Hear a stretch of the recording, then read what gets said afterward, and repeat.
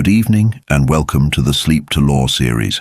Tonight we will talk about the Path of Daggers, the 8th book in our saga, where winter holds the world in a grip of iron and empires clash in the snow. If you would like to see more content like this, please subscribe or leave a comment to let me know you are watching. Before we begin, I have a question for you. In your own life, have you ever made a difficult choice thinking it was the right thing to do, only for it to backfire on you later? Comment your story below, as I love reading them. Now, let us step back into the weaving of the pattern. Prologue. Deceptive appearances. The wheel turns, and we find ourselves amidst the rugged, unforgiving topography of the Black Hills. Here, nature itself seems to conspire against the softness of civilization. It is a landscape of lopsided mountains and twisting passes, a place where a traveler might wander for days in solitude before stumbling upon a village that time and the world forgot.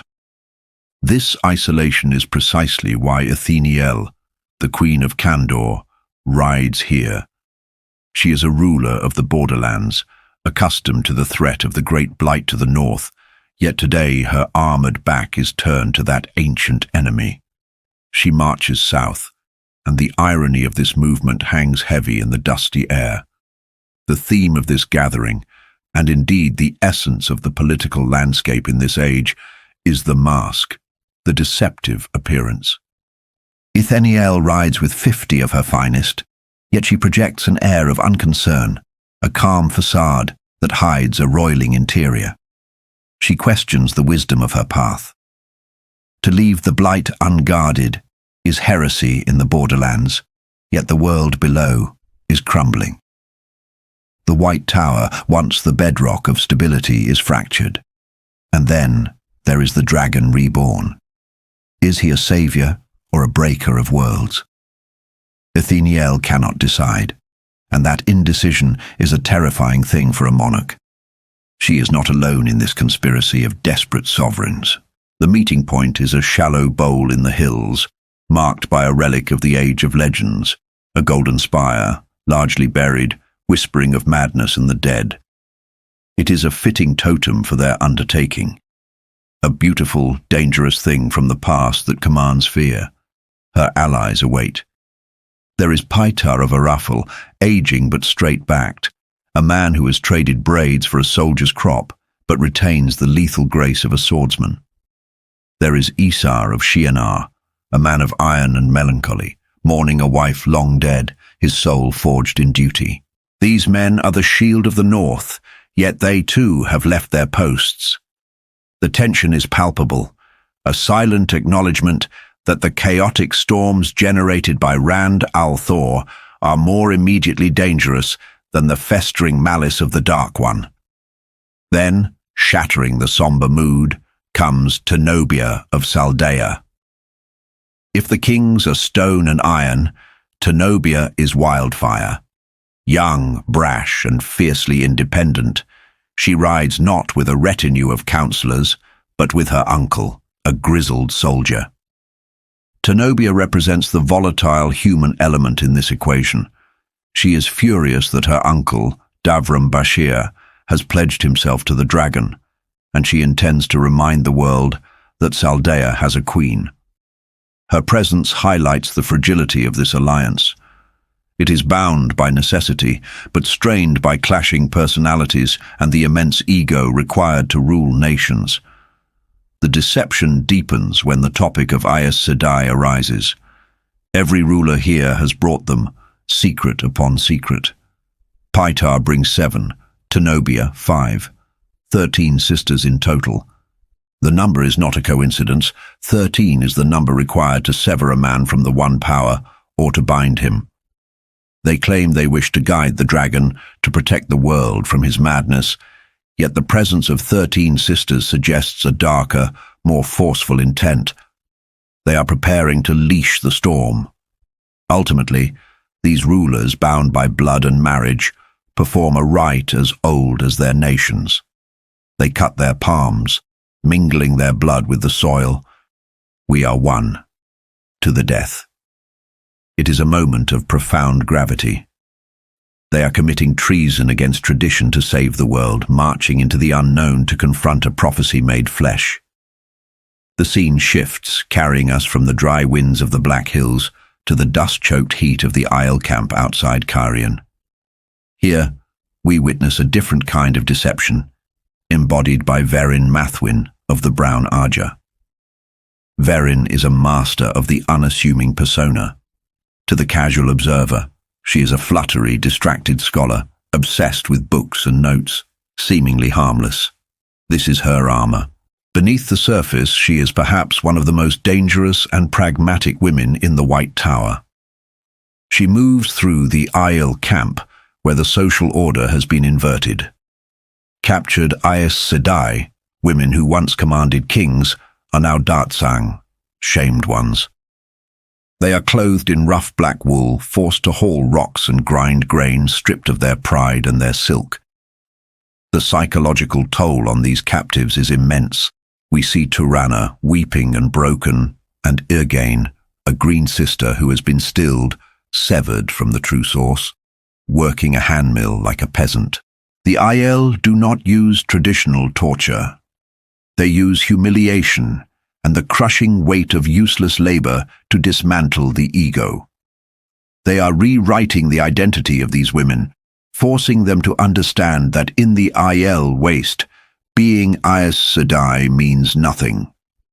Verin observes this with a clinical, almost chilling detachment. She is here to interrogate, but her true goal is far more complex. She visits Beldan, a young green sister. Beldain is defiant, clinging to the tatters of her Aes Sedai dignity, but she is terrified. Verin plays the part of the sympathetic ear, the kindly aunt, all while preparing to violate the most sacred laws of her order. She uses a weave of her own devising, a rudimentary form of compulsion. The White Tower forbids this. To force another's mind is a crime of the highest order, but Verin operates by a different moral calculus. She believes that for the Dragon Reborn to survive, and for the world to survive the last battle, these sisters must serve him. She cannot wait for them to come around naturally. The wheel grinds too quickly.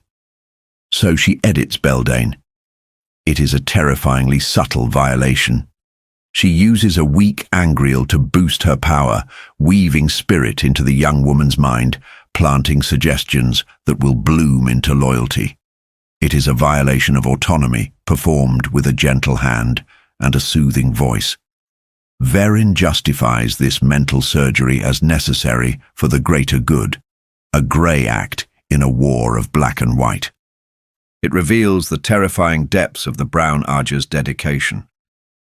They seek knowledge, yes, but knowledge is power, and Verin is willing to use that power in ways the other Arjas would find abhorrent. She leaves the tent, her notebook tucked away, a gardener who has just grafted a new branch onto a living tree, unconcerned by the pain of the cut. Finally, the narrative descends from the moral greyness of Verin's pragmatism into the absolute suffocating dark. We enter a room without windows or doors, a place that feels removed from the pattern of reality itself. Here sits a man who calls himself Moradin, Death. This is a figure of immense power and ancient malice. He is surrounded by luxury that he barely notices, focused entirely on a game board. The game is Shara, an ancient precursor to the strategy games of the current age, but infinitely more complex. It is a game of capture and control, a perfect metaphor for the Shadow's strategy. Moradin holds the Cour Souvre, the mind traps gazing into their blood-red depths. He is not merely playing a board game, he is simulating the war for the cosmos. His focus is on the piece called the Fisher. In the lore of the game, the Fisher is blind and wounded, bleeding from the side, a direct representation of Rand al'Thor. The Fisher is powerful, but vulnerable, a piece that changes allegiance depending on where it stands. The psychological landscape here is one of total nihilistic dominance. Moradin does not seek simply to defeat the Fisher. He seeks to control its movements, to force it onto squares of his choosing. When a surge of rage overtakes him, a flash of the madness that touches all who serve the Dark One too closely.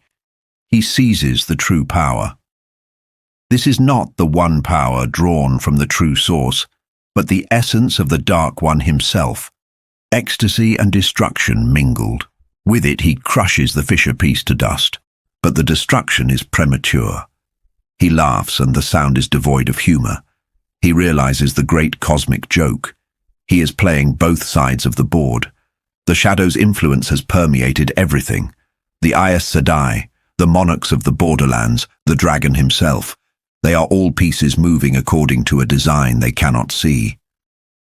Moradin's laughter echoes in the void, a sound of supreme confidence. He knows that while the heroes struggle with their oaths and their consciences, striving to save the world, he need only wait. The fisher is already trapped, he just doesn't know it yet. Thus, the stage is set. The Borderlanders march with deception in their hearts. Verin weaves loyalty from lies, and the Niblis watches it all from the shadows, his hand hovering over the board, ready to make the next move in a game where the stakes are existence itself. The appearances are indeed deceptive, for beneath the surface of every action, the shadow waits. Chapter 1. To keep the bargain. The wheel of time turns, and ages come and pass, leaving memories that become legend. Legend fades to myth, and even myth is long forgotten when the age that gave it birth comes again. In one age, called the Third Age by some, an age yet to come, an age long past, a wind rose above the great mountainous island of Tremalking. The wind was not the beginning. There are neither beginnings nor endings to the turning of the wheel of time. But it was a beginning. This wind, born of an unnatural, stagnant heat, swept across the scattered islands of the sea folk. It passed over the Amayar, a people of peace and porcelain, who looked toward their massive stone statues, the hand holding the crystal sphere, and felt the tremors of prophecy. They sensed the end of illusions, for the world itself seemed to be holding its breath.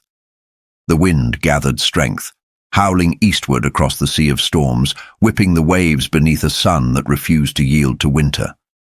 It was a harbinger of storms in a season that should have been cold, carrying the dust of a dying summer toward the white-walled city of Ebu Dar. In the Tarasin Palace, the air was thick not just with heat, but with the suffocating weight of unseen eyes.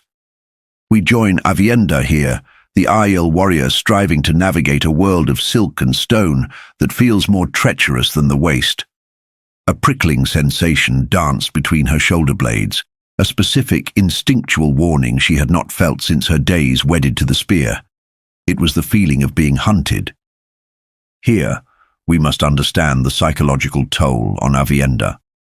She is a woman of the threefold land, bound by Gieto, honor, and obligation. In Ebu Dar, she feels stripped of her agency, drowning in the softness of wetlander luxury. She walks through corridors tiled in bright hues, surrounded by servants who bow and scrape, a behavior that sickens her egalitarian Aiel sensibilities. She tries to dismiss the sensation of being watched as mere nerves, or perhaps the shame of living under a roof without having paid a price in blood or labor. But the feeling persists. It is primal. Her thoughts drift to Ulva, the ugly orphan boy. Her internal monologue reveals the deep scars of the Aiel War. She resents that she worries for him. He is Kairienin, a tree killer, a child of the enemy. Yet her heart betrays her cultural conditioning. It is a subtle erosion of the hatreds that have defined her people for centuries, a theme we see repeated often, the breaking down of barriers through personal connection. She walks behind her companions, Nynaeve Almiara and Elaine Trakand, who are flanked by their warders, Lan Mandragoran and Birgit Silverbow. The dynamic here is shifting rapidly. Nynaeve, newly married to Lan, is a storm of conflicting emotions, fierce pride in her husband, yet struggling to reconcile her independence with his overwhelming protective instinct. Lan, the uncrowned king of Malkia, is stone and steel, a lion ready to charge.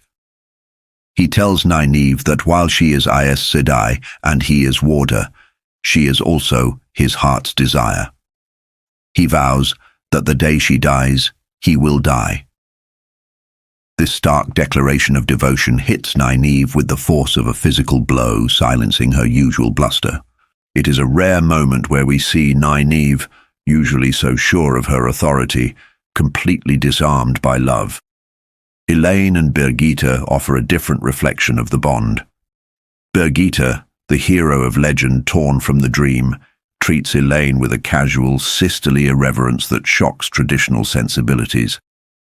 They bicker about kittens, a code for Rand al'Thor, highlighting Elaine's lingering, complex, romantic entanglement with the Dragon Reborn. As they navigate the palace, the group nearly collides with Teslin Barradin of the Red Arja. This meeting is a microcosm of the fractured White Tower. Teslin, sharp-featured and composed, represents the lawful, if rigid, authority of the tower. She knows of their secret meetings with the sea folk and the kin, yet she chooses to look away, implying a deep rift even within the Red Arja regarding Elida's rule. Nynaeve, driven by a moral compass that ignores factional lines, warns Teslin of the dangers lurking in the city.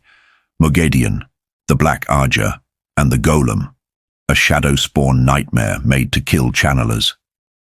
Teslin dismisses these warnings with the arrogance typical of Aes Sedai, who believe themselves the apex of power, calling them wild fancies. It is a tragic hubris, the inability of the old guard to recognize that the rules of the game have changed. The group proceeds to the stable-yard, the staging ground for their escape. Here, the social stratification of the Westlands is on full display.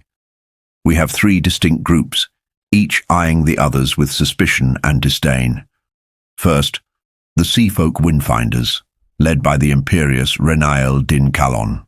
They stand dripping in gold and arrogance, impatient to claim their prize.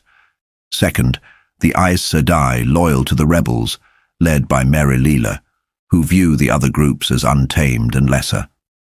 Third, the kin, the knitting circle, women who failed to become Aes Sedai or ran away.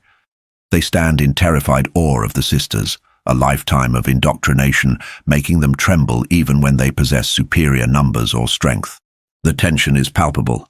They are united only by a fragile bargain involving the Bowl of the Winds, a ter'angreal capable of fixing the weather. The sea folk demand the bowl, the Aes Sedai demand protocol, the kin just want to survive. Insults fly. Wilder. Spineless. The one power begins to fill the yard as tempers flare, a powder keg ready to ignite. It is Nynaeve who detonates, but constructively. She shrieks at them, cutting through the politics with raw, unbridled frustration. She shames the kin for cowering and the sea folk for their greed. It is a reminder that while Nynaeve lacks the cool diplomacy of Elaine, she possesses a force of will that can bulldoze through obstacles that politeness cannot move. With order temporarily restored, Aviendha steps forward to perform her duty. She weaves a gateway.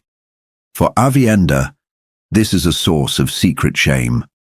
While she has a talent for judging the residues of weaves, creating the gateway itself requires an immense draining effort, far more than it takes Elaine.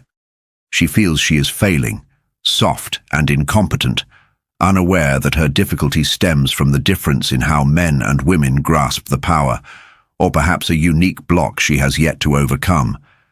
As the gateway opens, a vertical slash in reality leading to a brown, grassy clearing miles away, Aviendha's sense of being watched screams at her. She looks up. High on a palace tower, a figure stands silhouetted against the blinding sun. It is a man, not a servant, despite what logic suggests. Her instincts scream predator. This is the Golem, or worse, one of the Forsaken. Fear, cold and sharp, grips her. But she holds her ground, her terror hidden behind a mask of Aiel stoicism, urging the others through the portal. She is the rearguard, the shield, terrified, but unyielding. Chapter 2. Unweaving. The transition through the gateway brings them to a clearing of brown grass and silence.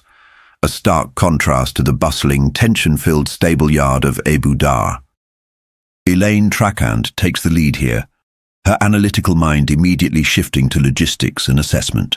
Nynaeve, true to her nature, is already scanning the perimeter, stomping through the dead grass, looking for signs of the warders who scouted ahead.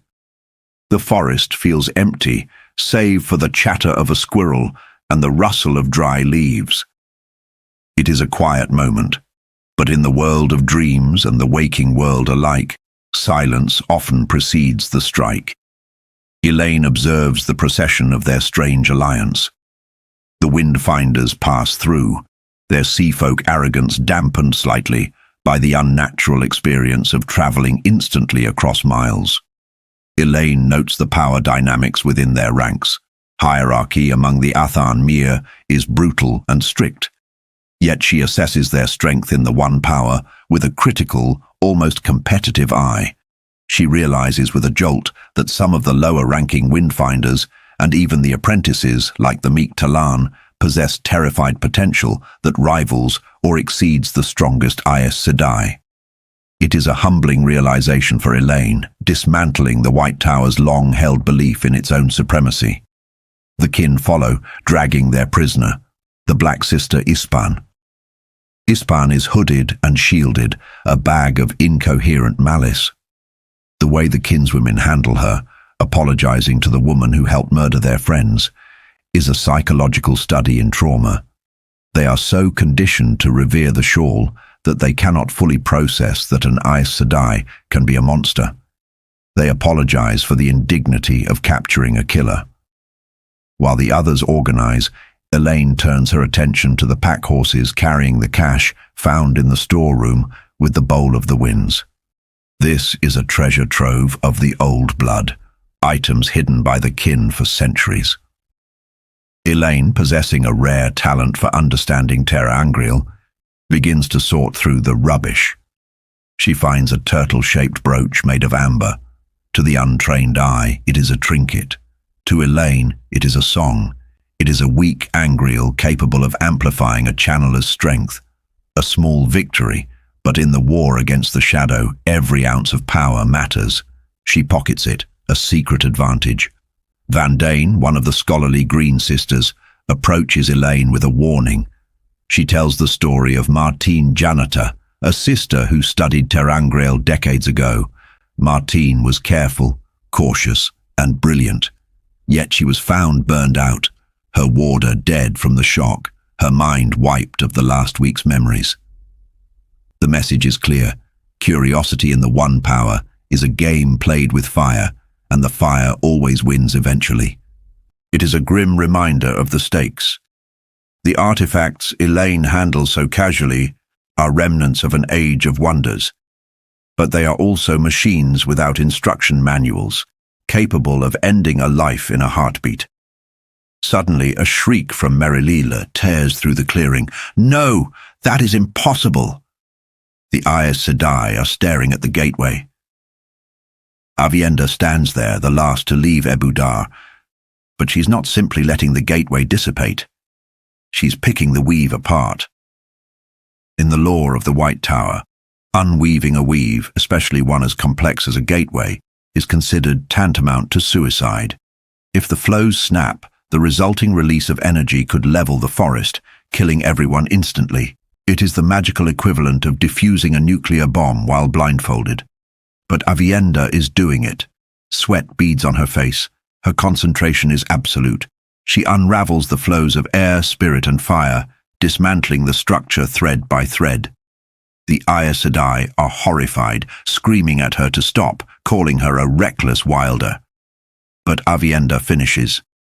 The gateway doesn't just vanish. It ceases to have ever existed in that space, leaving no residue, no ghost of the weave that another channeler could track. When the shouting starts, Merilil and the others berating her for risking their lives, Aviendha's defense is simple, yet profound. It was necessary. She explains that a tracker could read the residue of a gateway. She reveals her fear of the man on the tower. She admits that she knows the danger, but the danger of being followed by the shadow-souled, the Forsaken, is greater. Here, the cultural chasm widens again. The Aes Sedai prioritize safety and protocol. They would rather leave a trail than risk a mishap. Aviendha, raised in the harshness of the waste, prioritizes survival and stealth. She accepts the risk of death to ensure the safety of the clan. She admits to Elaine, in a moment of vulnerability, that she is terrified. Not just of the man, but of her own perceived weakness. She feels she ran away. Elaine comforts her, recognizing the bravery it took to stand there and unmake the weave while a predator watched. They turn to leave, believing they have escaped. But the camera of our narrative pulls back, returning to Abu Dar, to the high tower. Moradin is watching. Moradin, the man who was once Ishamael, the betrayer of hope, the Nablus. He stands at the window, his hand gripping the iron grill. He saw the horses vanish. He saw the gateway. And then he saw the impossible. He saw the weave melt away. His reaction is not just anger, it is shock. In the age of legends, such a thing was unknown, or at least considered impossible to do safely. These primitives, these half-trained children of a broken age, are inventing new mechanics of the one power. They are evolving. His rage manifests through the true power. This is not Saidar or Saidin, it is the essence of the Dark One himself. Sa, black flecks of oblivion, float across his vision. The iron grille of the window twists and screams, warping under the pressure of his fury. A servant, Madik, enters to report. He speaks of the treasure the women took, of the bowl of the winds. He provides the final piece of the puzzle Moradin needs. They are going to fix the weather. This interferes with the Dark One's touch on the world. The erratic seasons are part of the breaking of the pattern. Moradin's anger spills over. He does not lash out with fire or lightning.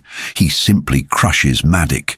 He squeezes the life out of the man with the true power, a careless, absent-minded act of murder. He considers the situation. He must find them. He cannot allow them to use the bowl. He rips a hole in the pattern, using the true power to travel, and vanishes. But he leaves something behind. The golem steps into the room. The creature appears as a man, but it is a construct of the shadow, immune to the one power, designed to hunt those who channel. It smells the fresh blood of the servant and the metallic tang of the true power. It is hungry. It remembers the women. It remembers the scent of Saidar used miles to the north. It has its orders, but it also has its nature. It feels a dark, ecstatic anticipation. The golem crouches beside the broken body of the servant and begins to feed, fueling itself for the hunt. The women think they are safe in the silence of the woods, but the ultimate predator has caught their scent. The chase has begun. Chapter 3. A Pleasant Ride. The journey away from Abu Dar takes the company through a landscape that feels less like a simple countryside and more like a graveyard of forgotten eras. The terrain here, rolling and knobby, suggests the earth itself was squeezed by giant, careless hands during the breaking of the world. The heat is oppressive, a sultry weight that fools the local flora into a confused cycle of blooming and withering. Yet for Elaine Trakand, the ride offers a deceptive sense of peace.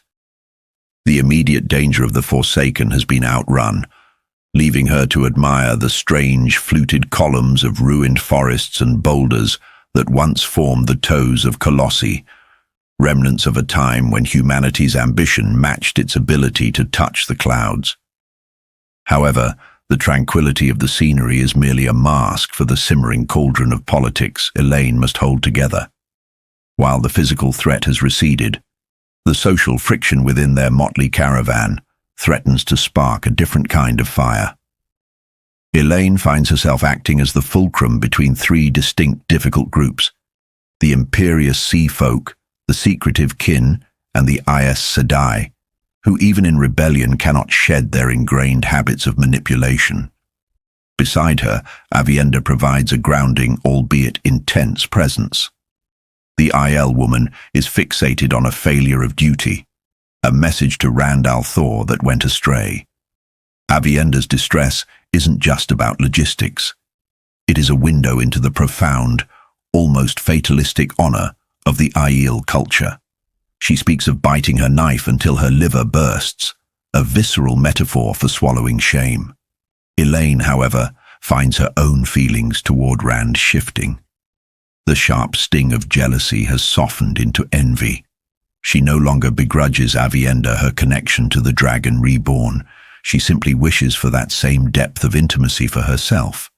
It is a maturing of love, recognizing that possession is less important than connection. The ride quickly devolves into a lesson in crisis management. Adeleas, the brown sister, casually suggests using Avienda's savage reputation to cow the arrogant windfinders.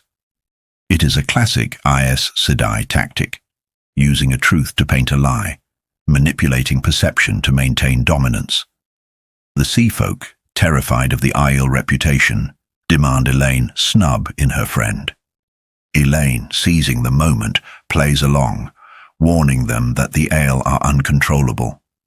It is a small victory, a moment where Elaine uses the prejudices of others to buy silence, but it highlights the precariousness of their alliance. Throughout the ride, the members of the kin, the knitting circle, approach Elaine with transparent attempts to take custody of their prisoner, the Black Aja sister Ispan. From Rianne to the various merchants and craftswomen of the circle, they offer excuses about herbs wearing off or the need for healing.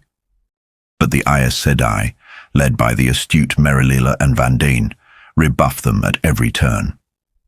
This tug-of-war isn't just about custody, it is about status. The Aes Sedai view the kin as wielders and untrustworthy amateurs, while the kin are terrified of what the sisters might do. Elaine stands in the middle, defending the kin's honor against Merilila's accusations of them being dark friends, showcasing her royal capacity for command. She threatens penance upon the sisters, asserting an authority she technically doesn't possess, yet wields by sheer force of will and the weight of the Lion Throne. Meanwhile, Nynaeve is conspicuously absent from the mediation, riding ahead with Lan, lost in the joy of her marriage. It falls to Elaine to navigate these waters alone, proving that while Nynaeve has the raw power, Elaine possesses the nuance required to lead. Chapter 4. A Quiet Place. The destination, when they finally arrive, is a study in deception. The kin's farm lies nestled in a hollow, a sprawling collection of white-plastered buildings and olive groves that masquerades as a simple retreat. In reality, it is a sanctuary for those who have fled or failed the White Tower, a place of contemplation and hiding. The atmosphere is one of slow bustle and serenity, a stark contrast to the tension of the city they left behind. But the arrival of the Aes Sedai shatters this peace instantly. The reaction of the farm's inhabitants is not respect, but sheer, unadulterated terror. At the sight of the shawled sisters, the women of the retreat panic. They scream, faint, and scatter into the olive groves, driven by a lifetime of fear that the tower has finally come to reclaim or punish them. It is a heartbreaking scene that exposes the trauma inflicted by the tower's hegemony. To these women, Aes Sedai are not saviors, but boogeymen. Elise, the woman running the farm, stands as a pillar of stability amidst the chaos. She is a fascinating character study, a woman without the ring, yet possessing an authority that rivals any Amaelin. She confronts Rianne with a steely gaze, furious at the betrayal of their secrecy. Elise represents the competence of the kin, a reminder that strength does not strictly require the sanction of the tower. As Nynaeve and Elise work to corral the terrified women, a darker business unfolds. The prisoner, Ispan, is taken into a secluded building by Vandine and Adeleas. The older sisters exclude Elaine and Avienda from the room, shielding them under the guise of propriety. Vandine speaks of hot blood and the burden of doing what must be done. It is a chilling moment that underscores the ruthlessness of the Aes Sedai. They are preparing to break Ispan, to extract secrets about the Black Ajah, and they know that the reality of such interrogation is too grim for the unhardened. They close the door, and a ward of silence seals the room, leaving the screams of the shadow-sworn to the imagination. Outside, the comedy of the sea folk resumes. The windfinders, so haughty on their decks, are reduced to waddling, saddle-sore landlubbers, their dignity stripped away by a few hours on horseback. It is a moment of levity that balances the grim implication of the torture occurring nearby. To occupy themselves, Elaine and Avienda sort through the cargo, uncovering a hoard of the One Power. They find a trove of Ter Angriel, jewelry, bowls, strange rods, artifacts of the age of legends that would make the White Tower weep with envy. Among them are 2 potent Angriel, a bracelet of intricate gold, and a serene ivory figurine of a woman. The discovery is momentous. In a world where knowledge was lost, this is a sudden injection of power and possibility. The ivory woman, with her air of ancient amusement, seems to mock the petty squabbles of the modern age. The chapter closes with the return of Nynaeve, who dismisses the treasure with characteristic impatience. The bowl of the winds is here. The time for riding, arguing, and hiding is over. The time to challenge the weather, and perhaps the shadow itself, has arrived. Chapter 5. The Breaking Storm. The afternoon sun hangs heavy over the hills above the farm, casting long shadows across a landscape that screams of the world's unnatural thirst. From this vantage point, the view is spectacular, stretching toward Ibu Dar and the sea. Yet it is a tableau of despair, a patchwork of withered browns and sickly yellows where there should be vibrant green. It is here, atop a flat, stone-crested hill, that the fate of the world's weather is to be decided. The tension is palpable, thickening the dusty air. Nynaeve Almeara, usually a force of nature herself, is barely containing her agitation, pacing and glaring, her temper fraying not just at the delay, but at her own internal turmoil regarding Lan Mandragoran. It is a rare glimpse into the vulnerability beneath her braid-tugging exterior. The distraction of love threatens to unbalance her when focus is most critical. Elaine Trakand, observing this, realizes the burden of leadership is shifting. She finds Avienda standing perilously close to the cliff's edge, staring north, not at the view, but into the abyss of her own perceived failures. The alewoman's soul is heavy with Jeto, the complex code of honor and obligation.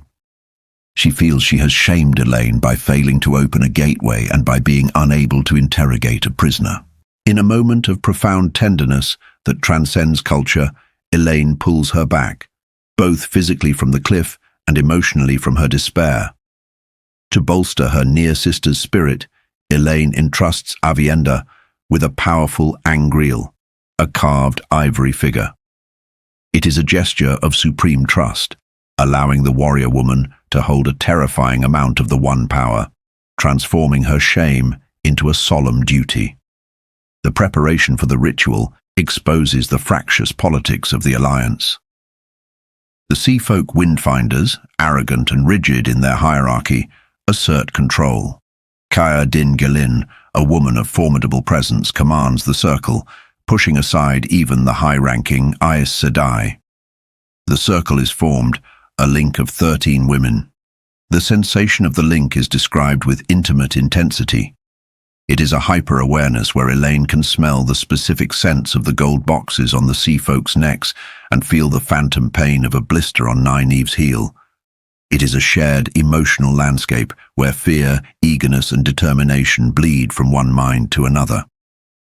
At the center sits the Bowl of the Winds, a simple crystal disc that is about to become the eye of a metaphysical hurricane. When Kaya begins to weave, the description of the magic defies simple elemental manipulation. This is not merely throwing lightning. This is the steering of a global vessel. The bowl reacts, its crystal depth shifting from blue summer skies to raging grey storms. A pillar of the One Power erupts, a colossal, intricate lattice of light stretching endlessly upward. But within this triumph lies a terrifying revelation.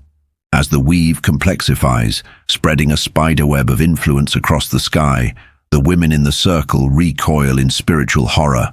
The bowl is not just drawing Saidar, the female half of the source, it is pulling Saidin, the tainted male half, to anchor the flows. They are channeling the very force that broke the world. It is a testament to Kaya's iron will that she does not falter, weaving the pure and the tainted together to wrestle the atmosphere back into balance.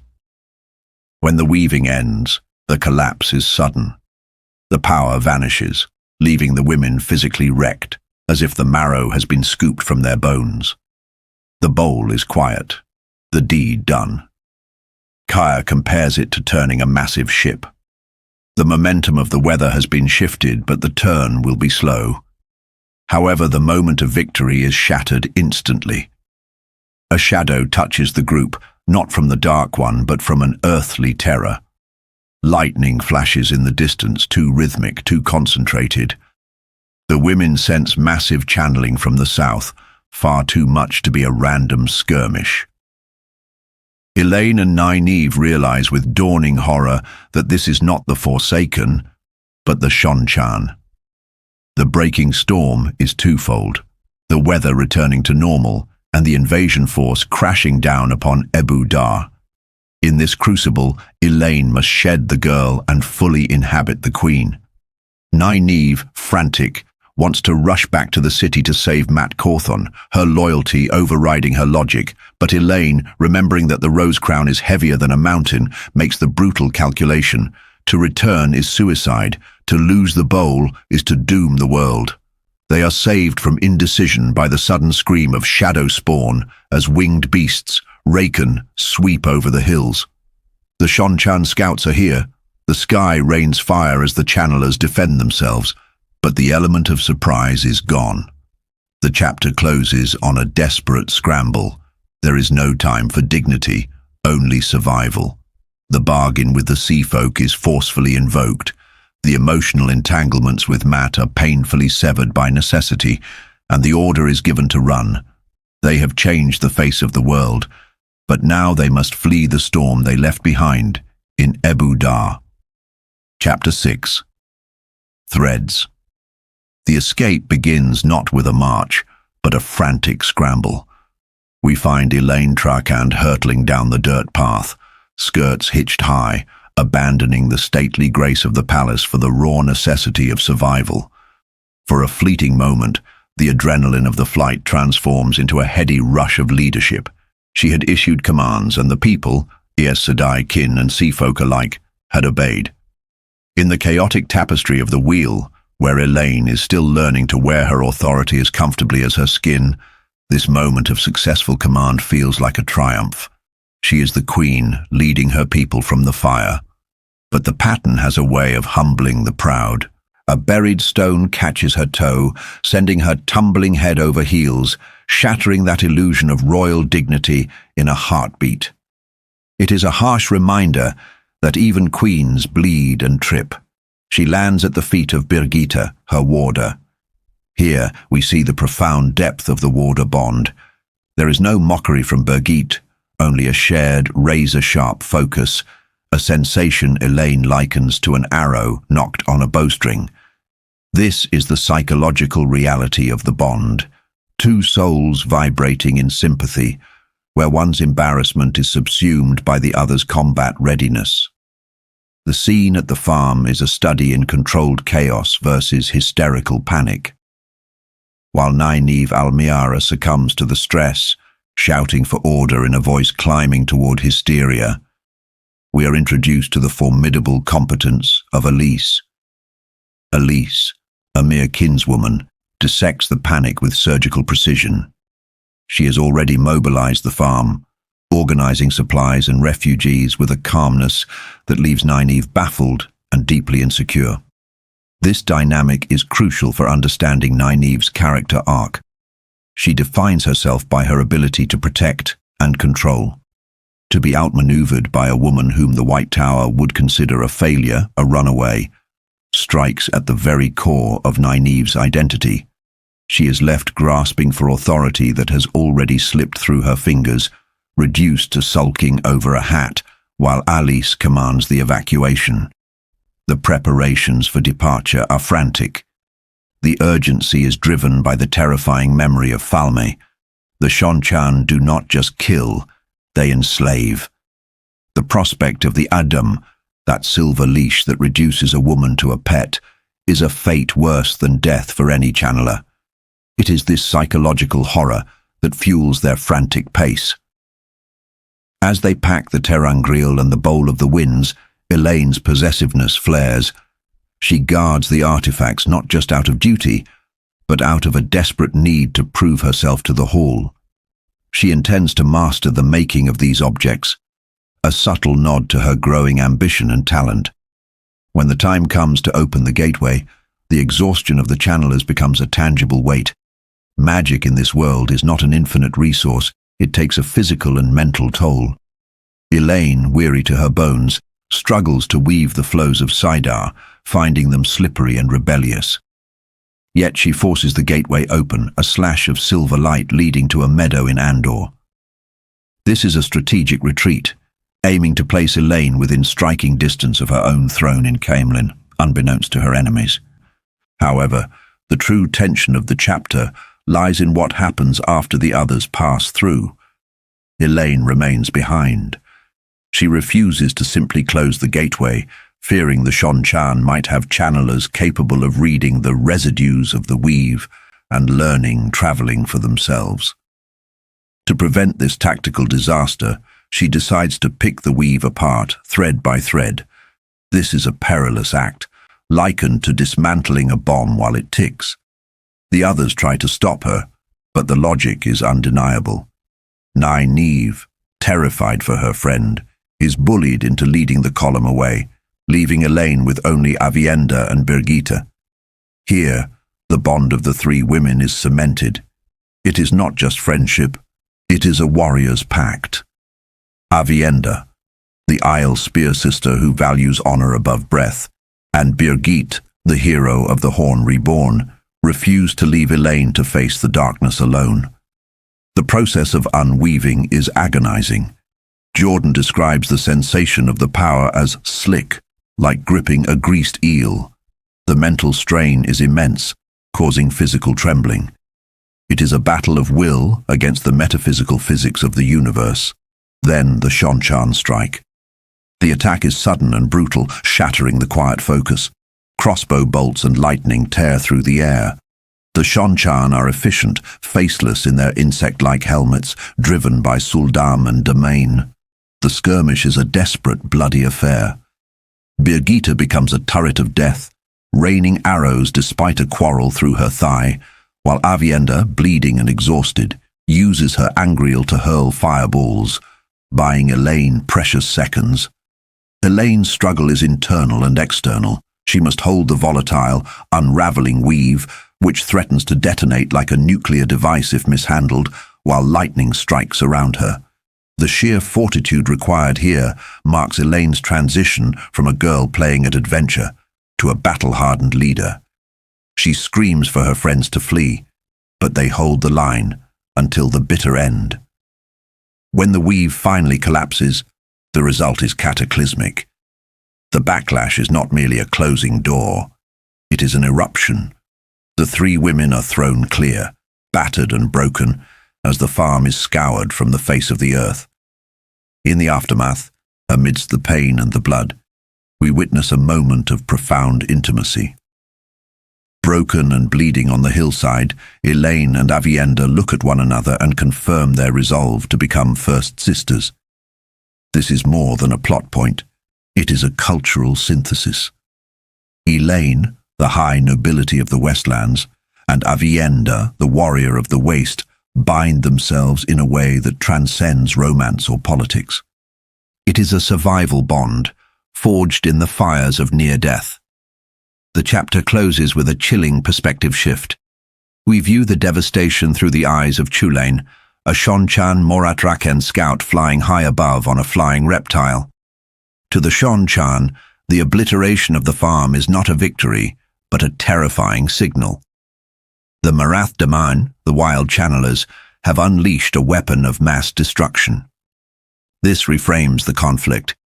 The Seanchan now see the Aes Sedai not just as resources to be collared, but as an existential threat that must be neutralized. The stakes of the war have just escalated, leaving a smoking crater where innocence used to be. Chapter 7. A goat pen. The oppressive weight of the Gialdan in summer presses down upon the land, a physical manifestation of the Dark One's touch upon the weather itself. It is not merely hot, it is a hostile, hammering force that turns the forested hills into a kiln. We find ourselves with Perrin Ibarra, the reluctant leader, the blacksmith-turned-general, who stands upon a ridge perceiving the world through senses that are no longer strictly human. The pines and leather-leaf trees are yellowing, dying of thirst, mirroring the exhaustion of the nations. There is a silence here that feels unnatural, a stillness where even the wind refuses to stir. Perrin's condition is one of perpetual discomfort, not just from the heat that mats his curly hair with sweat, but from the mantle of leadership he never asked for. He is a man who understands the simplicity of iron and the anvil, materials that do not argue, materials that stay where you put them. Instead, he is forced to work with the volatile silver of human politics. From his vantage point, he studies the town of Bethel through a looking glass. It is a walled sanctuary of slate roofs and stone palaces, flying the scarlet banner of Alejandra, the Queen of Gialdan. The tension in the scene is palpable. The town gates are open but heavily guarded. The soldiers on the walls are nocked and ready, radiating a scent of fear that Perrin can smell as clearly as burning wood. This is a land under siege not just by armies, but by rumor and chaos. The prophet Massima ravages the countryside with his fanatical mobs. White cloaks raid from the border, and whispers of the world breaking apart drift from village to village. Here, we see the intricate dance of relationships that defines Perrin's journey. He is not alone. Fael, his wife, sits her black mare, Swallow, beside him. Fael is the falcon to his wolf, fierce, determined, and regal. She smells of herbal soap and sheer will. She is Saldean, and in her culture, boldness is a virtue and subtlety is a weapon. She urges Perrin to caution, advising him on how to approach the Queen without revealing his full hand too early. She is the political mind to his military instinct. However, the triangle of tension is completed by Berylin, the first of Mayenne. She's everything Fael is not, overtly seductive, politically fluid, and dangerously composed. She smells of rose perfume and determination. The dynamic here is often misunderstood as simple jealousy, but it is far more complex. It is a clash of soft power. Berylin represents the game of nations, a ruler in her own right who uses every tool, including her beauty, to secure her small nation's survival. Fael represents the fierce loyalty of the borderlands. Perrin, caught in the middle, simply wants to survive. He faces a choice: who to send into Bethal to treat with Queen Alejandra. To send Fael is to risk her life, something his protective wolf nature cannot abide. To send Berylin is to insult Fael and invite the First's unwanted advances. He is flanked by Aes Sedai, Anura, Berylin's advisor, and Seonid, a green sister bonded to the Dragon Reborn, as well as the wise ones of the Aiel. The diversity of his entourage highlights the strangeness of his position. He commands a force that includes traditional enemies and vastly different cultures, held together only by the gravity of Tavaren. Perrin notices the wise ones watching the sky. This references the massive use of the one power recently used to correct the weather, the bowl of the winds, though Perrin only knows it as a disturbance that frightened even the Aes Sedai. It is a reminder that while Perrin deals with earthly politics, The cosmic struggle between the light and the shadow is being fought in the clouds above them. Forced to make a decision, Perrin chooses safety over marital harmony. He decides to send Berelain and Anura to the Queen. His logic is sound. Berelain is a ruler, and Anura an Aes Sedai, giving them diplomatic weight. But the emotional cost is immediate. Thael's scent spikes with the sharp, thorny smell of outrage. She hides it behind a mask of serenity, but Perrin's nose betrays her. He tries to apologize, which, in the complex language of Chaldean relationships, is the wrong move. To Thael, his apology for protecting her feels like a dismissal of her competence. She rides away, her pride bruised, leaving Perrin to deal with a delighted Berelain. As the diplomatic party departs for Bethal, Perrin leads the rest of his motley army north. The landscape is a tableau of abandonment, withered pastures and empty roads. The fear of the prophet has scrubbed the land clean of travelers. Suddenly, the monotony is broken. Perrin's senses alert him to a skirmish ahead. A group of ragged men carrying the rough weapons of a mob, boar spears and pitchforks, are besieging a stone goat pen. Inside, a small group of travelers fights desperately for their lives. This moment serves as a microcosm of the current state of the world. Law has broken down, and the strong, or the many, prey upon the weak. But it also highlights the moral compass of the central characters. Seonid, the Aes Sedai, advises avoiding the conflict to preserve their mission's secrecy. She looks at the macro picture. The fate of nations outweighs a handful of lives. The Aiel wise ones are equally hesitant. But Perrin, the simple blacksmith, cannot abide standing by. He is a protector at his core. He orders a charge. The skirmish is brief and chaotic. The attackers are not soldiers. They are the prophet's rabble, driven by fanaticism rather than discipline. To disperse them without slaughter, the Asherman, Rand's male channelers, unleash the one power. A wheel of roaring fire manifests in the sky, a terrifying display of Saidin. The mob scatters in panic. This is a crucial demonstration of the changing age.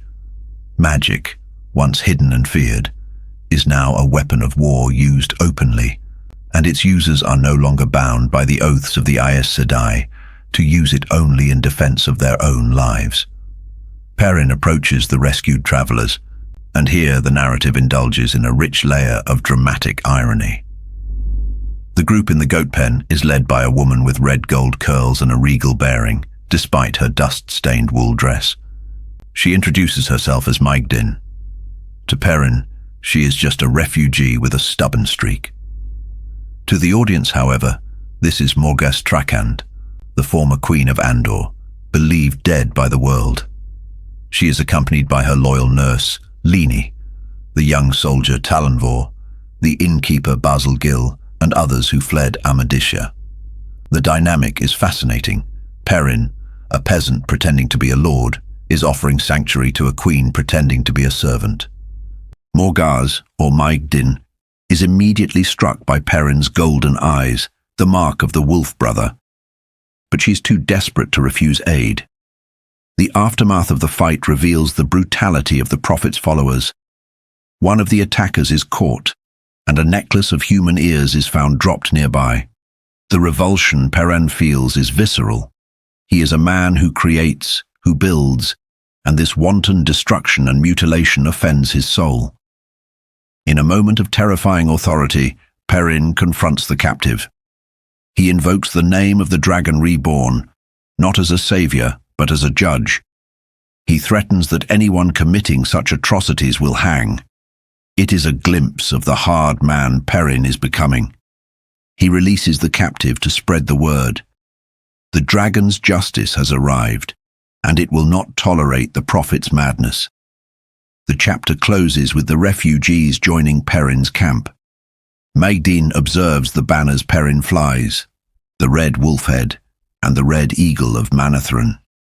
She recognizes them as symbols of rebellion, further complicating her view of this strange, yellow-eyed lord.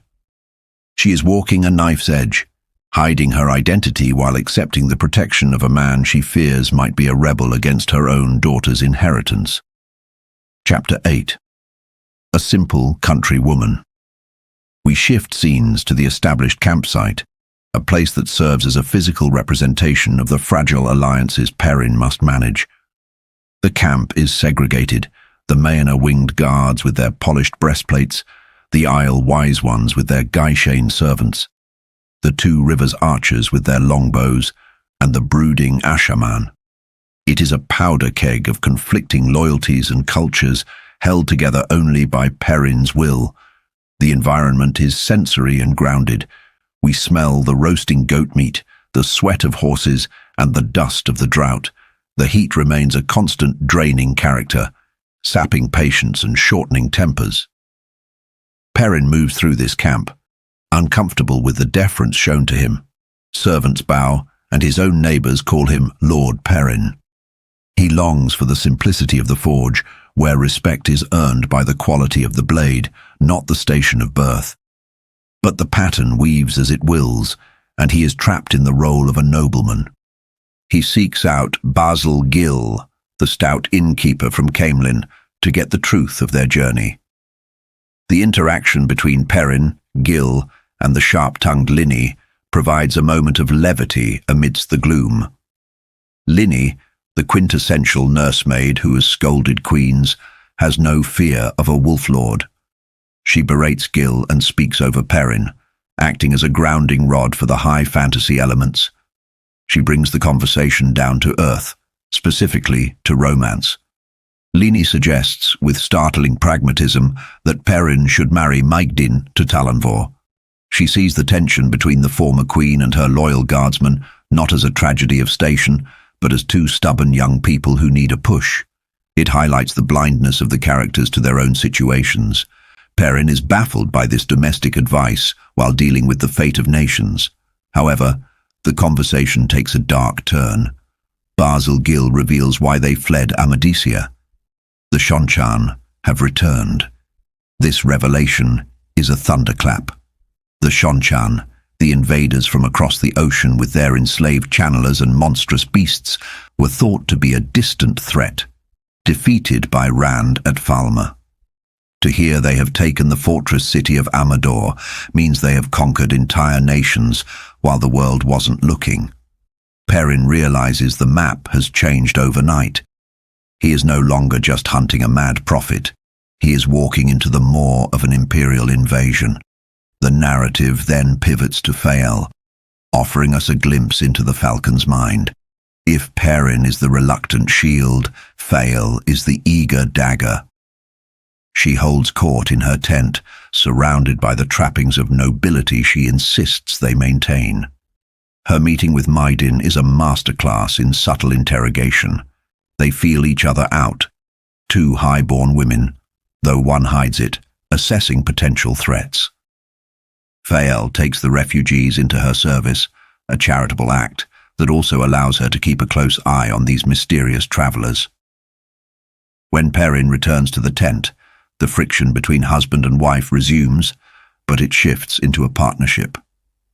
Perrin wants to burn the banners of Manetheren to avoid political trouble. Fael, displaying her political acumen, advises him to keep them.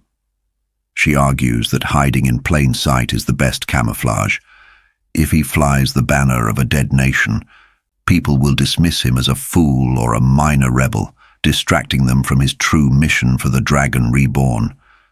She manages him, not out of malice, but out of a belief that he needs her guidance to survive the game of houses. That night, while Perrin sleeps, we see the depths of Fael's devotion and her cunning. She sneaks out to meet with her own secret network of spies, Cha Fael, the Falcon's Talon. These are young Caer Hyenin and Tyren nobles who have sworn fealty to her. They are trying to emulate Ale customs, often foolishly, but their loyalty is absolute. Fael receives their reports from Bethal. We learn that the town is paralyzed by apathy and fear, terrified of the prophet's spies. Fael is building an intelligence network right under Perrin's nose. This is crucial for understanding her character. She will protect Perrin at all costs, even if it means doing things he would disapprove of. She understands that in this world, innocence gets you killed. She is willing to dirty her hands, so his can remain clean, or at least focused on the axe. Finally, the perspective shifts to Maegdin, Queen Morgus, lying awake on the hard ground. This internal monologue is tragic and revealing. She struggles with her new identity. She tells herself she is Maegdin now, a simple lady's maid, but her mind still works like a monarch's. She analyzes the political implications of Perrin's allegiance to Rand. Her interaction with Talonvor in the dark is heart-wrenching. Talonvor, the soldier who loves her, confronts her about her refusal to accept her new reality. He challenges her pride. The power dynamic has shifted. She is no longer the queen on the lion throne, and he is no longer just a guard. They are refugees in the dark. Morgus fights an internal war between her duty, her pride, and her growing feelings for Talonvor. She is a woman stripped of her crown, realizing that without the trappings of power she must find out who she truly is. Talonvor's refusal to leave her, his confession of love, leaves her shaken. She tries to dismiss him, to retreat into her regal persona, but the armor is cracking. This chapter serves as a profound meditation on identity.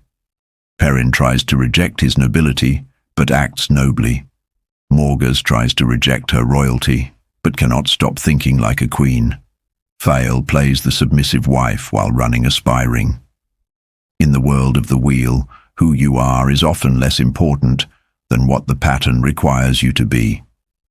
The campfire dies down, leaving the camp in silence, but the gears of fate are grinding loudly. The prophet awaits. The Seanchan approach, and the Wolf King and the Falcon must navigate a path through the shadows, carrying the weight of the world on their shoulders. Thus ends the recounting of chapters 7 and 8.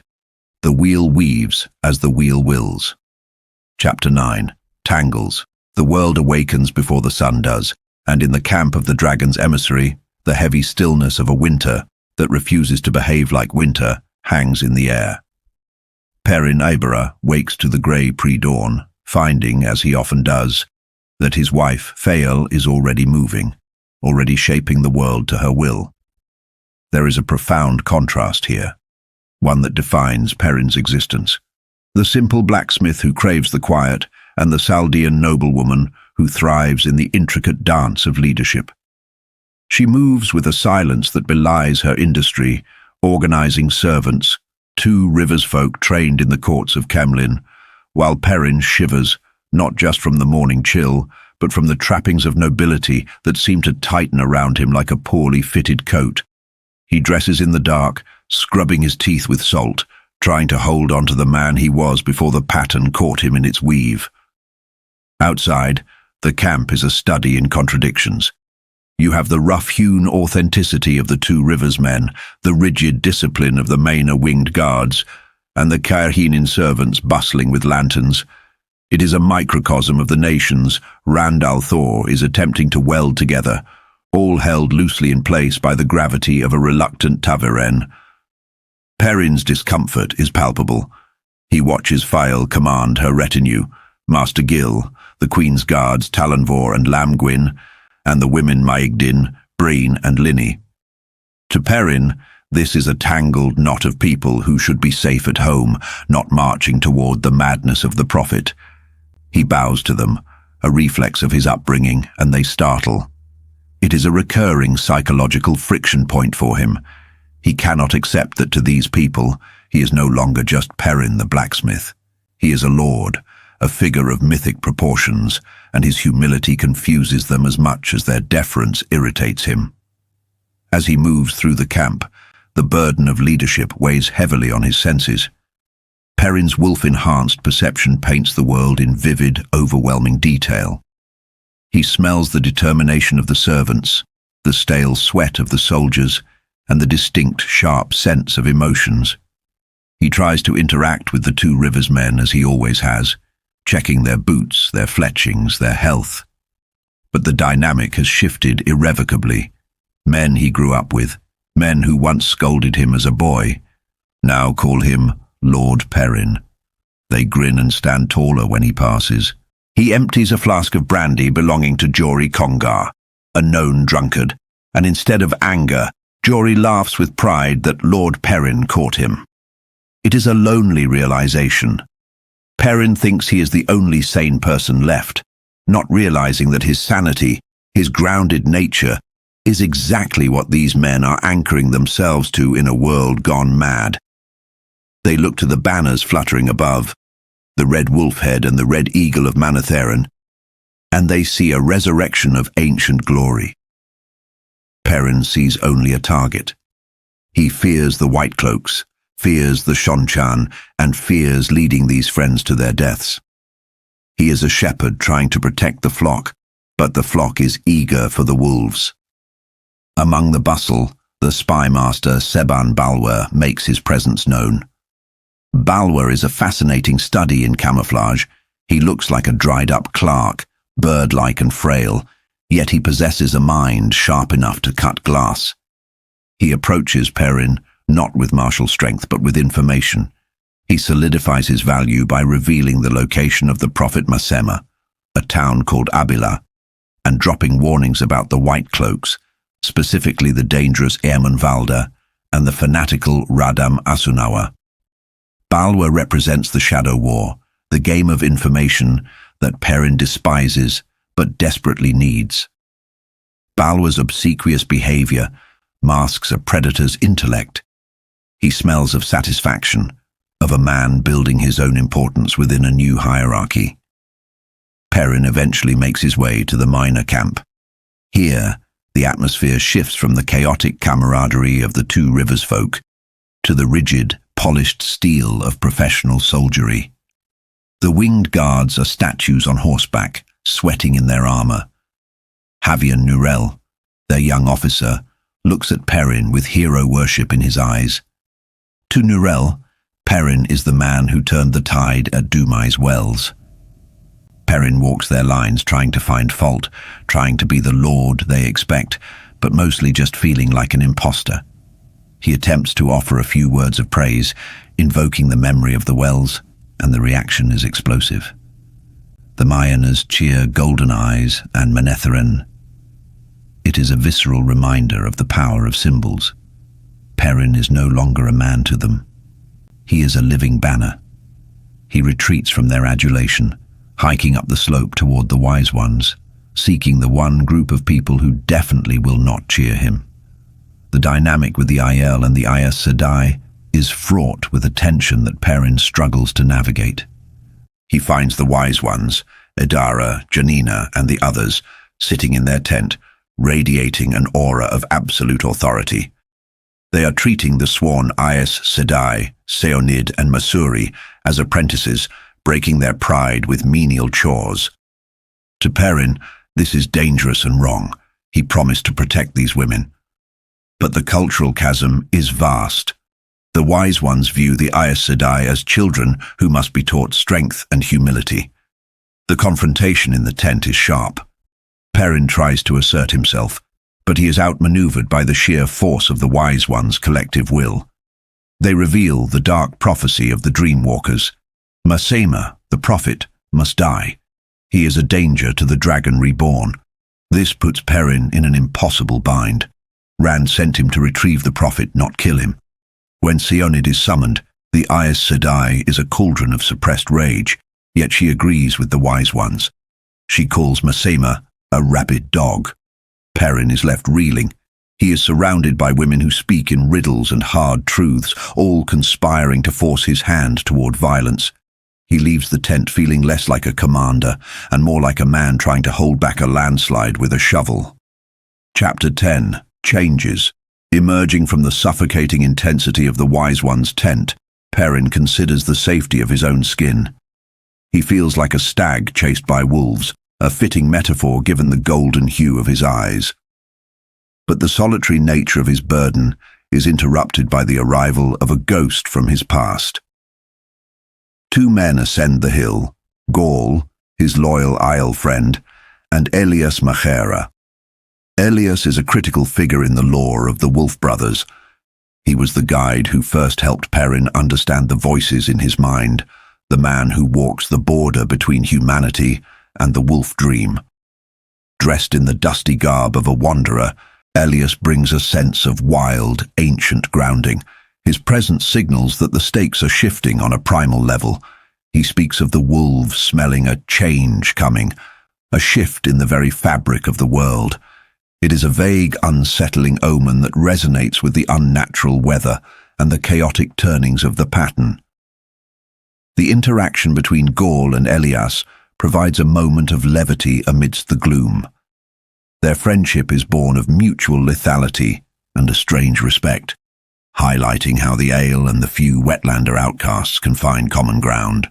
But the conversation quickly turns to the domestic, and here Elias offers Perrin a psychological key that he has been missing entirely. They discuss Fael. Perrin, ever the gentle giant, confesses he treats her with softness, never shouting, never raising his hand or his voice. He believes this is what a good husband does, especially one terrified of his own strength. Elias, however, knows the Chaldean soul. He laughs at Perrin, explaining that to a Chaldean woman, specifically a leopard like Fael, such mildness is an insult. It suggests Perrin thinks she is weak. Elias posits that Fael wants the thunder. She expects a husband who can stand nose to nose with her fire. It is a tragic misunderstanding of love languages. Perrin offers peace as a gift, and Fael receives it as a slight. This insight sows a seed of confusion in Perrin, challenging his fundamental approach to his marriage. The quiet contemplation is shattered by the arrival of riders. Berelain, the first of Mayenne, arrives with her advisor Anura Sedai and a hooded woman. The revelation that follows is one of the most significant political shifts in Perrin's journey. The hooded woman is Aleandra, the queen of Ghealdan. The scene inside the tent is a masterclass in the intersection of power, myth, and reality. Aleandra is terrified. She is a queen without a kingdom, trapped between the madness of the prophet, the invading White Cloaks, and the encroaching Seanchan. She reveals that Ebu Dar has fallen to the Seanchan, a terrifying piece of news that Perrin absorbs with a heavy heart. The world is crumbling faster than they knew. But then, the unthinkable happens. Aleandra, the anointed monarch, kneels before Perrin Ibarra, the blacksmith. She pledges her fealty to him, not just an alliance but fealty. She yields her throne and her land to his hand. The weight of this moment cannot be overstated. In the strict social hierarchy of this world, this is an inversion of nature, but the pattern weaves as it wills. Perrin is Ta'veren. He pulls the threads of lives around him into a new design. He accepts her pledge, though the words taste like ash in his mouth. He is terrified of the responsibility, yet he says the words Fael whispers to him, completing the ritual. He is no longer just a lord, he is a king in all but title, with a queen for a vassal. While Perrin stumbles through the ceremony, overwhelmed by the implications, Fael steps into the void. Once Perrin leaves to investigate a disturbance, we see the steel behind the silk. Fael, Berelain, and Anura, a triad of formidable women, corner the queen. Fael's political acumen shines here. She is not merely Perrin's wife, she is his strategist. She maneuvers Aleandra, locking down her loyalty and devising a scheme to use the queen's abduction as cover to confuse Masema. Fael demonstrates that she is indeed the leopard Elias spoke of, ruthless, protective, and incredibly sharp. She secures Perrin's flank while he is busy looking at the horizon. Perrin, meanwhile, walks into the grim reality of his new authority. He joins Galen and the soldiers who have captured a group of the prophet's men. These are not soldiers, but fanatics, ragged men who have been burning farms and murdering innocents in the name of the dragon. They are the dark reflection of the devotion Perrin inspires. They stand defiant, their minds twisted by Masema's rhetoric. believing their atrocities are holy work. The confrontation is stark. The prisoners sneer at their captors, promising that the prophet will triumph in fire and blood. There is no reasoning with them, no redemption to be found. Perrin, the man who sickens at violence, gives the order that must be given. Hang them. It is a cold, hard moment of command. He watches the execution, forcing himself to bear witness to the cost of his leadership. He wonders if Rand would approve, if the Dragon Reborn has become hard enough to condone this swift, brutal justice. It is a moment of loss for Perrin, another chip of his innocence falling away. As the bodies swing, the sky answers. A sudden, unnatural storm erupts. Thunder tolls like a funeral bell, and lightning writhes in a cloudless sky. It is a manifestation of the stress being placed on the pattern, or perhaps a reaction to the use of the one power somewhere distant. The wind tears at their coats, and rain falls on the baking dust for just a moment before vanishing. It is as if the world itself is feverish, shivering with a sickness that no sword or banner can cure. Aram, the tinker-turned-warrior who follows Perrin with a desperate, violent loyalty, asks if this is the Dark One's work. He looks to Perrin for reassurance, for an answer that the world is going to be right again. But Perrin has no comfort to give.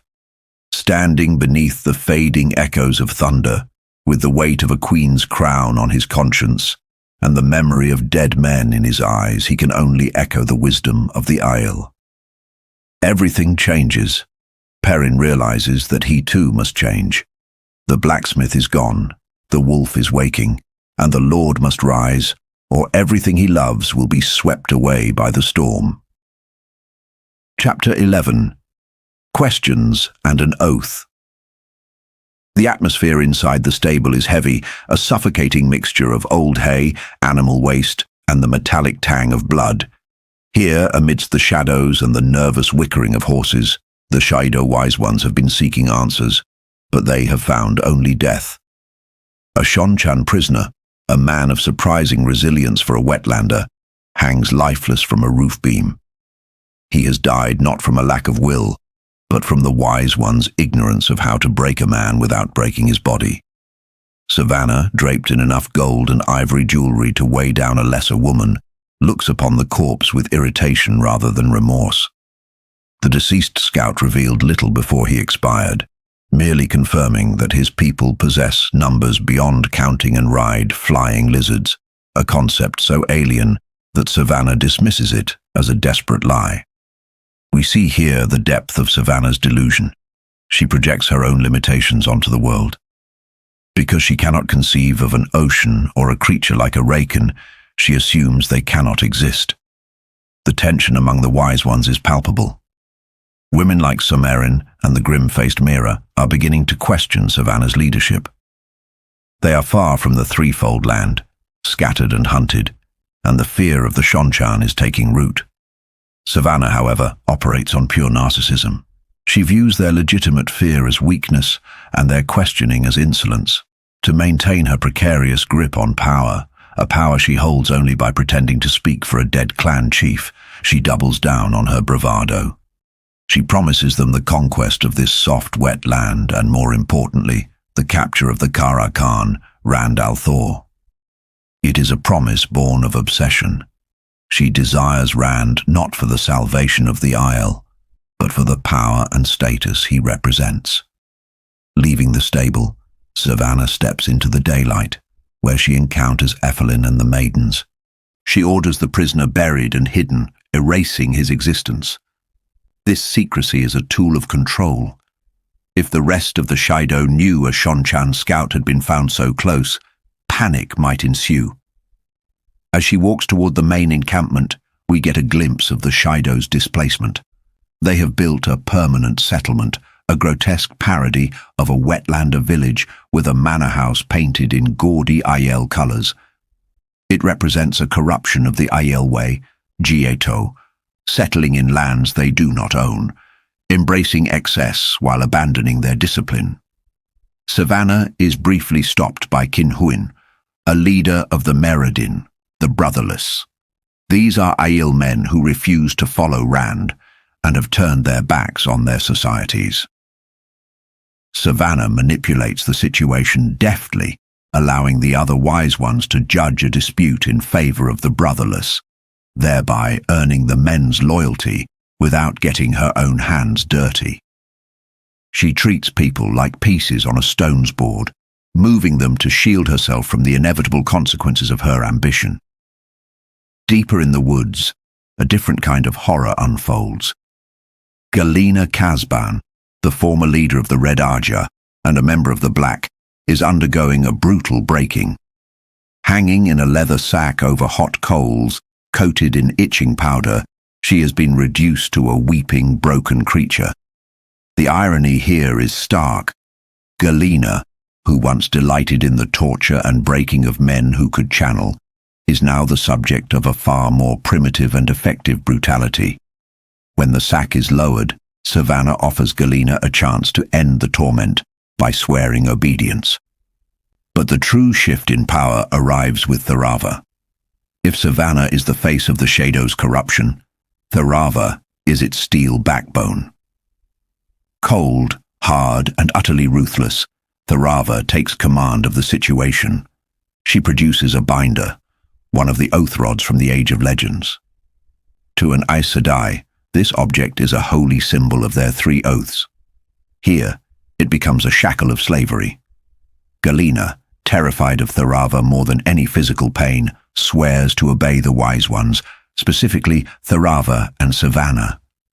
The oath settles on her, a binding constriction that crushes her will.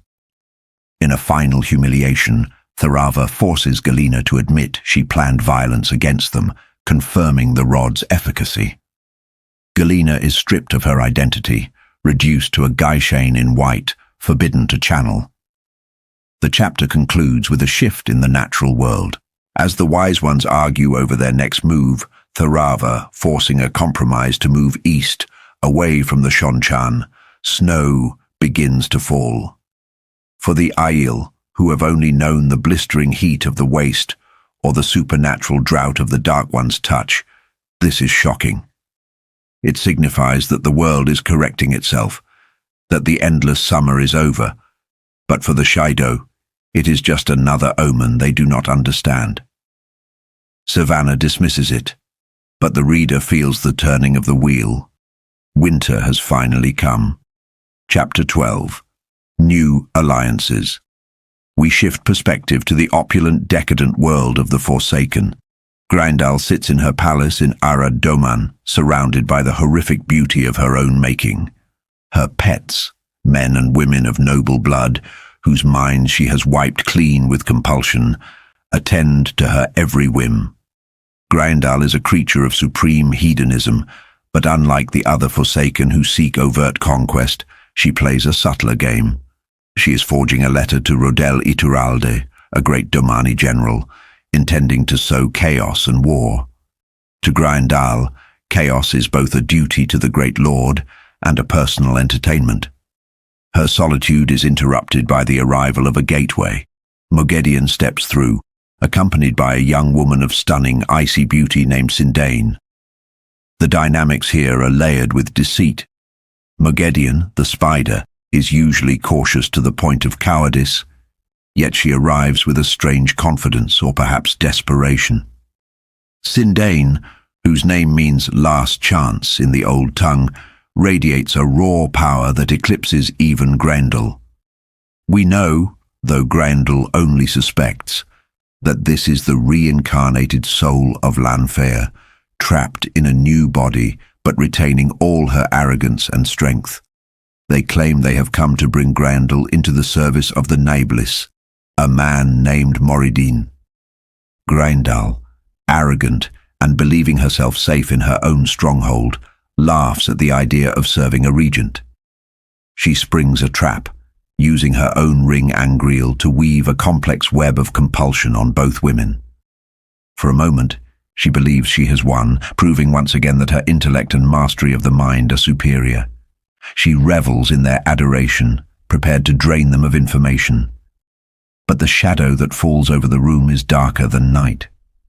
Shaidar Haran, the super Murdral, steps from the shadows. His presence is a violation of reality. The true source vanishes. Grindal is cut off from the one power completely. This is a terrifying lore implication, a creature of the shadow that can negate the ability to channel. The caged birds die from the sheer pressure of his evil. Shaidar Haran is not merely a servant. He speaks with the voice of the Dark One himself. He casually kills Grindal's pets and issues a command. She will serve Moradin. Faced with a power she cannot counter, and a creature that defies the laws of magic, Grindal bows. The Great Master is tightening the leash on his chosen. From the gilded cages of Aradoman, we travel to the rain-slicked streets of Cahian. Cadsuane Melaidrin rides in a coach, the weather turning from miserable rain to biting sleet. Cadsuane is a force of nature herself, a legendary Aes Sedai who respects competence above all else. She travels with Daigian and Kumira, two sisters who are low in the White Tower's hierarchy but possess sharp minds. Cadsuane's dismissal of rank in favor of ability highlights her pragmatism. She has no patience for fools, regardless of how strong they are in the power. Arriving at the Sun Palace, Cadsuane moves with the authority of a queen. She encounters the Aes Sedai, who have sworn fealty to Rand, Marana, Bera, Feldrin. They try to stand their ground, asserting their independence, but Cadsuane brushes past them. She isn't interested in their posturing. She is hunting the Dragon Reborn, and she knows they have lost control of him. She settles into a room to work on her embroidery, a metaphorical reflection of her manipulating events, and summons Alana Mosvani. The interaction is tense. Alana, who forcibly bonded Rand, is terrified and defensive. Cadsuane bullies her, not out of cruelty but necessity. She needs to know where Rand is. Through the bond, Alana senses him in the south, full of pain and rage. This confirms Cadsuane's fears. Rand is isolated, hurting, and dangerous. The climax of the chapter occurs not with a battle of magic, but a meeting of minds. Sorelea, the oldest and most influential of the Wise Ones, enters. These two women are mirrors of one another, matriarchs of iron will, who lead not by title, but by the sheer force of their presence. They dismiss the younger women, clearing the room for a negotiation that will shape the fate of the world. Sorelea reveals that the Wise Ones have learned much, including the ability to travel, though she herself is too weak to weave it effectively. But she offers something far more valuable than magic, an alliance. She speaks of Rand al'Thor not as a weapon, but as a man. She posits a philosophical truth that becomes the central thesis of Rand's psychological journey. Strong endures, hard shatters. Rand believes he must become hard, emotionless, unyielding, to survive the last battle. Sorelea and Cadsuane recognize this as a fatal flaw. A man of stone will break under pressure. A man of strength can bend and endure. They seal a pact, a water oath, to teach the Dragon Reborn laughter and tears. It is a profound moment of unity between the White Tower and the Isle Waste, born from a shared understanding that saving the world requires saving the man who must break it. They may have different ultimate goals, but for now, their paths are aligned. As the snow continues to fall outside, signaling the changing age, two old women sit over cups of water and plot to save the savior from himself. Chapter 13.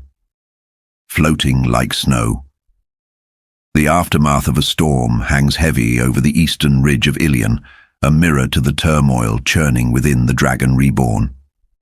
The northern horizon is bruised a deep purple, the residue of fierce rains, while overhead, dark, boiling clouds threaten to unleash their fury once more. Here, on a muddy ridge, the banners of the world's most powerful nations snap and crack like whips in the biting wind. The golden bees of Ilion, the three crescents of Tyr, and the rising sun of Caerhyen. Yet even united under the dragon banner, the nobility remains segregated, clumping together in knots of velvet and steel, eyeing one another with the ancient, ingrained distrust of neighbors who have spent centuries at war. Rand al'Thor sits atop his black gelding, Daisha.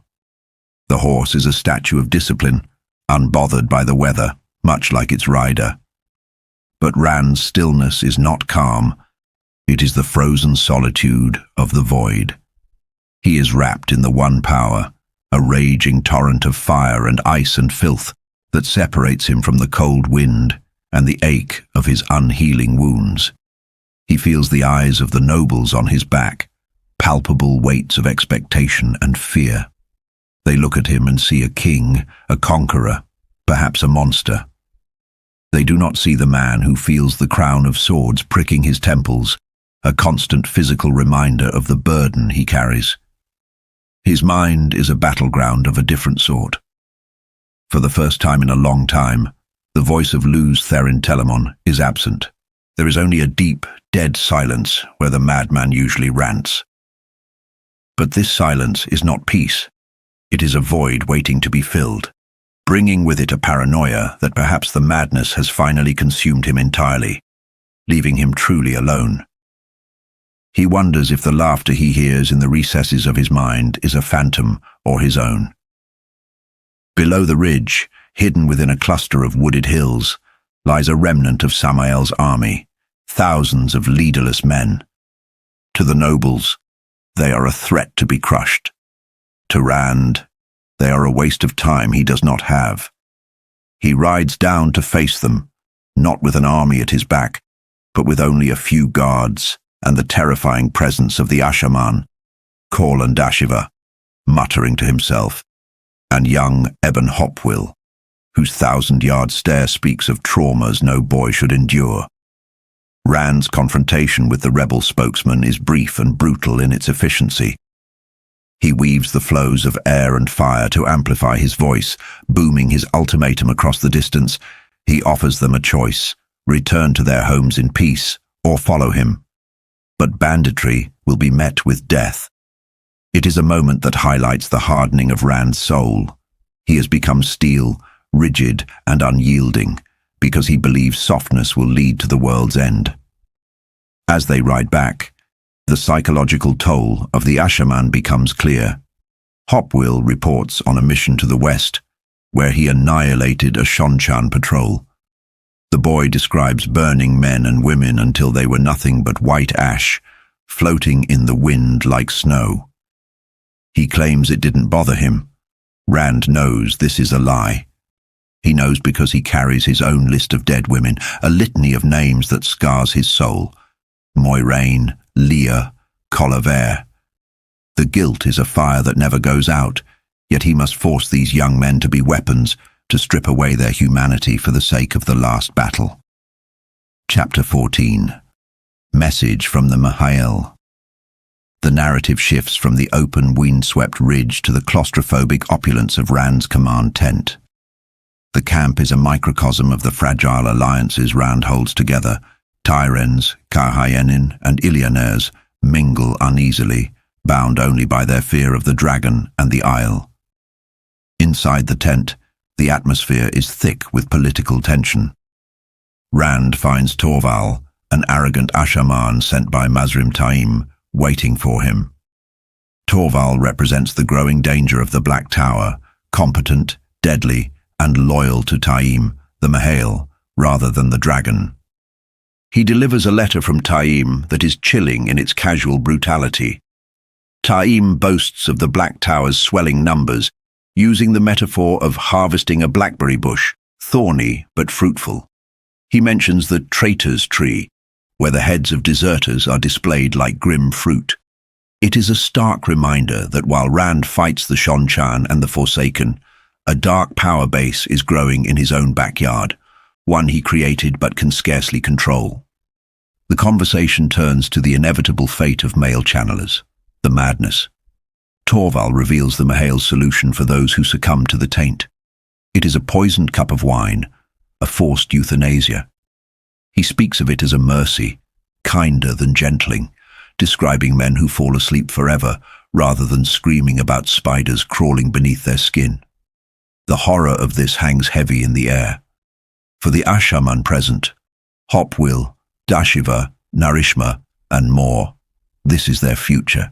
They are walking corpses, fighting for a world that will eventually execute them for their sacrifice. Rand can offer no comfort, for he faces the same doom.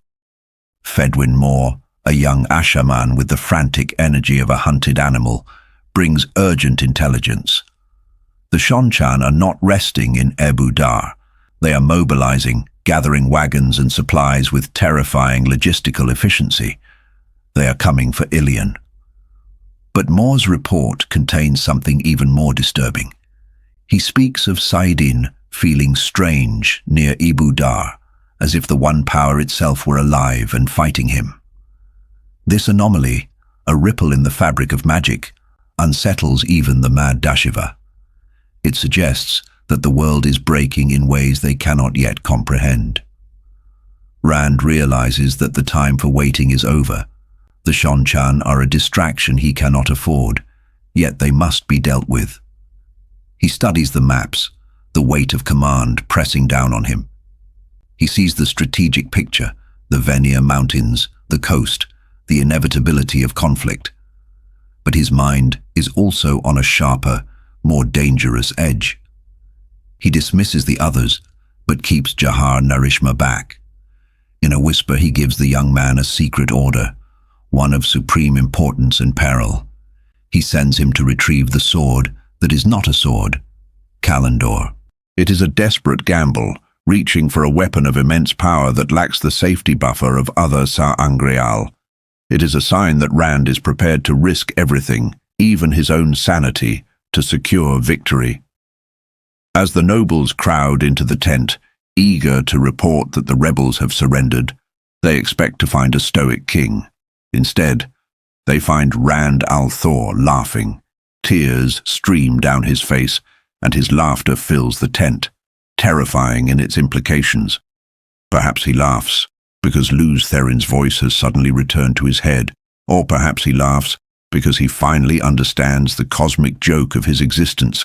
To save the world, he must break it, and himself along with it. The steel has not bent, but it is vibrating with a tension that threatens to shatter the world. Chapter 15. Stronger than written law. The narrative opens in the crushing, breathless chill of the deep night, a darkness that feels less like the absence of light, and more like a physical weight pressing down on the rebel Aes Sedai camp. We find Egwene Alvear jolted from sleep, not by the biting cold, but by the murky residue of unremembered dreams. For a dreamer of her caliber, the inability to recall these visions is a source of profound anxiety. Usually, the world of dreams is as legible to her as ink on parchment, but lately, the visions have become obscured by fear and shadow. Even the fragments she can grasp are terrifying. She sees Rand al'Thor, the Dragon Reborn, wearing masks that dissolve until his face becomes the mask itself, a chilling metaphor for his fracturing identity. She sees Perrin Ibarra hacking through brambles that scream with human voices, blind to a cliff edge, and Mat Cawthon weighing the fate of the world against two Aes Sedai on a scale. These are not merely nightmares, they are the burdens of prophecy, heavy enough to crush a woman twice her age, let alone one whom half the camp still views as a puppet. Egwene is pulled from these anxieties by a confrontation at her tent's entrance. The voices belong to Siwan Sanche, the former Amir Linsiat, and Halima, Egwene's massage therapist and confidant. The dynamic here is striking. Siwan, stripped of her former glory, but retaining the imperious steel of a leader, is locked in a whispered duel with Halima, a countrywoman who displays a shocking lack of deference. Halima is a strange anomaly in the rigid hierarchy of Aes Sedai, earthy, bold, and physically clinging to Egwene in a way that feels almost predatory, though Egwene interprets it as innocent country manners. Siwan, representing the old order, is instantly hostile, sensing something amiss even if she cannot name it. After Halima is dismissed, the true reason for the midnight disturbance arrives. Gareth Brine. The general of the rebel army waits in Egwene's study. The secrecy of this meeting highlights the precariousness of Egwene's position. She is the Amarlin's seat, yet she must sneak around to speak with her own general lest the Hall of the Tower decides she is overstepping her bounds. Brine brings news that shifts the strategic landscape entirely. An army lies to the north. Not enemies, technically, but Andorans led by High Seats Pelivar and Arathel. They are there to block the rebels from entering Andor, a move that could force a fratricidal conflict Egwene cannot afford. The tragedy of the rebellion is laid bare here. Good people on both sides, maneuvering toward a slaughter neither truly wants, driven by the fragmentation of the White Tower. Brine, ever the pragmatist, suggests they might talk, provided they see a white flag before the swords come out. But the conversation takes a turn toward the philosophical when Egwene and Siwan are left alone. They discuss the law of unintended consequences, the idea that every action spawns 3 unexpected outcomes, usually unpleasant. This is a recurring theme in the Wheel of Time. The best-laid plans of Aes Sedai often crumble under the weight of reality. This leads to a fascinating, intimate debate regarding the 3 oaths. Egwene, frustrated by the limitations the oaths place on them in the face of the Seanchan threat, hints at removing them. Siwan's reaction is visceral. To Siwan, the oaths are not a leash, but the very soul of the Aes Sedai. She argues that without the oaths, they are merely women who can channel, dangerous and untrusted. The oaths provide the social contract that allows Aes Sedai to exist in the world without being hunted down. It is a moment of profound institutional psychology. Siwan, who has been broken by the Tower, still clings to its defining dogmas as her lifeline. She admits she would re-swear the oaths in a heartbeat, viewing the binding as freedom, a paradox that Egwene, who has lived among the Isle and Wise Ones, struggles to accept. The scene concludes with a revelation of the heart. Egwene realizes that Siwan's constant friction with Gareth Brine masks a deep romantic attachment. It is a humanizing moment for the former Amarlin, showing that beneath the scar tissue of her stalling and deposition, a woman capable of love remains. Egwene uses this, assuming the authority of her office to command Siwan to guard her tongue, effectively reversing their roles. The student has become the master, ordering the mentor to wake key sisters to arrange a parley with the Andoran nobles. As Egwene walks back to her tent, she reflects on the history of past Amarlins, strong ones like Gera and Sarai, and the weak puppet Seanchan. She resolves that she will not be a footnote of failure. She will be the Amarlin in truth. Chapter 16. Unexpected Absences. The following morning brings a cold, grey reality to the camp. Egwene convenes the Hall of the Tower, but in a calculated move she does so outside in the snow, forcing the sitters to stand. It is a subtle power play. In the tower, there would be chairs and ceremony. Here, the biting wind serves as a reminder of their desperate circumstances. Egwene announces a 3-day halt to rest the horses and repair wagons. The reaction of the hall is immediate and fractious. The sitters fracture into their cliques, led by the 2 dominant personalities, Ramanda and Lelaine. They depart with their followers trailing like goslings, barely acknowledging Egwene's dismissal. It is a visual representation of the political gridlock Egwene faces.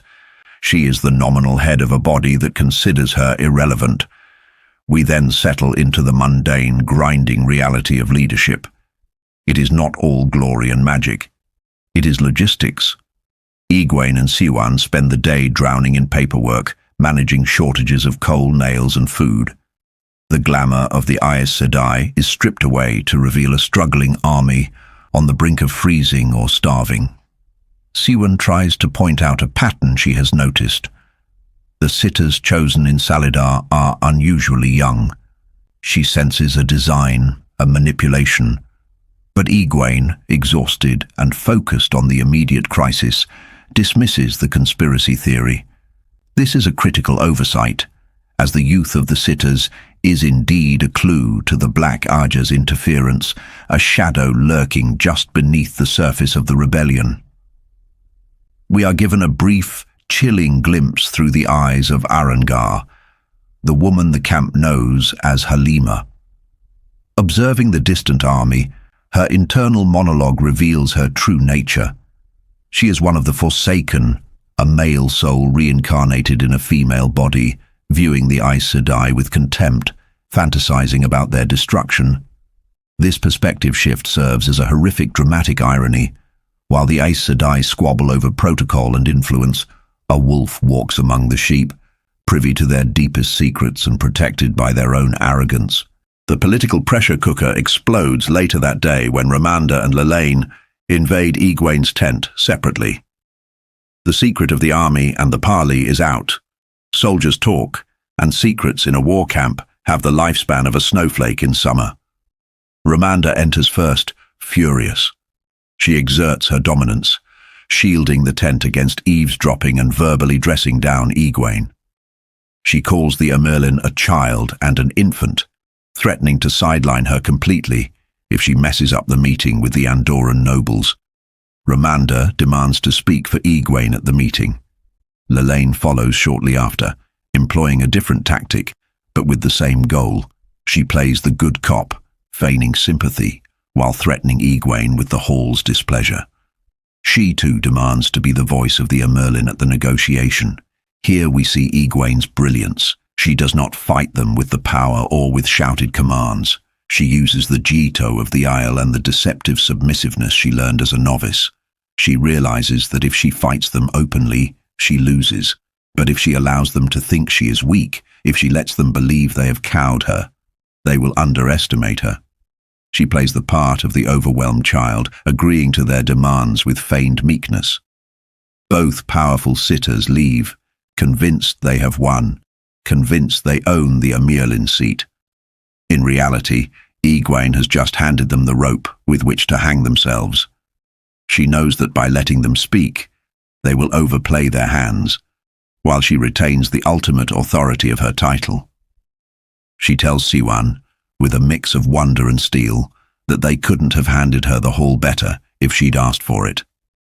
It is a mastery of soft power, proving that Egwene is rapidly becoming the most dangerous woman in the camp, precisely because everyone refuses to see her as a threat. The chapter ends on a jarring, sinister note. Sheriam, the keeper of the chronicles, a woman of high rank and power, enters her own tent only to be shielded, bound and tortured. Her attacker is unseen, but the context screams of Halima Arangar. Sheriam is beaten for information, forced to confess her secrets to a shadow in the dark. This brutal violation stands in stark contrast to the political maneuvering we just witnessed. While Egwene plays 4D chess with the Hall to save the tower, the shadow is physically beating the rebellion into submission from the inside.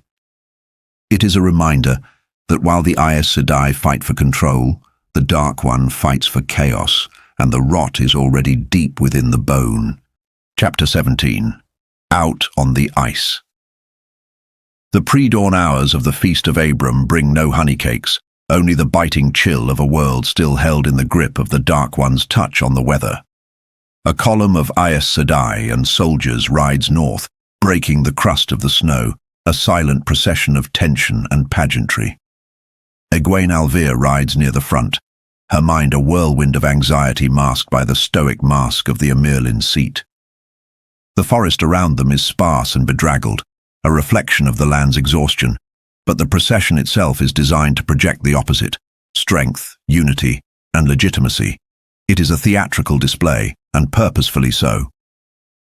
The banner of the White Tower, usually hidden away, flies openly, the white flame of Tar Valon, centered on the seven-colored spiral of the ages. It is a symbol that screams authority. Behind it, the hall of the tower rides in their finest silks and velvets, dripping with gems, their warders' color-shifting cloaks adding a supernatural unease to the display. This is a fascinating psychological tactic. These women are rebels, fleeing and regrouping, yet they dress as queens to force the world to see them as such. Even Halima is there, riding knee to knee with Delana, displaying a shocking amount of skin for the freezing temperature, a subtle, unsettling hint at the unnatural nature of the entity hiding within that beautiful skin. Egwene, however, feels like a tightly wound clock. She is adorned in pearls and emeralds, gifts from the sitters meant to make her look the part, but the true weight she carries is the knowledge that everything balances on a razor's edge.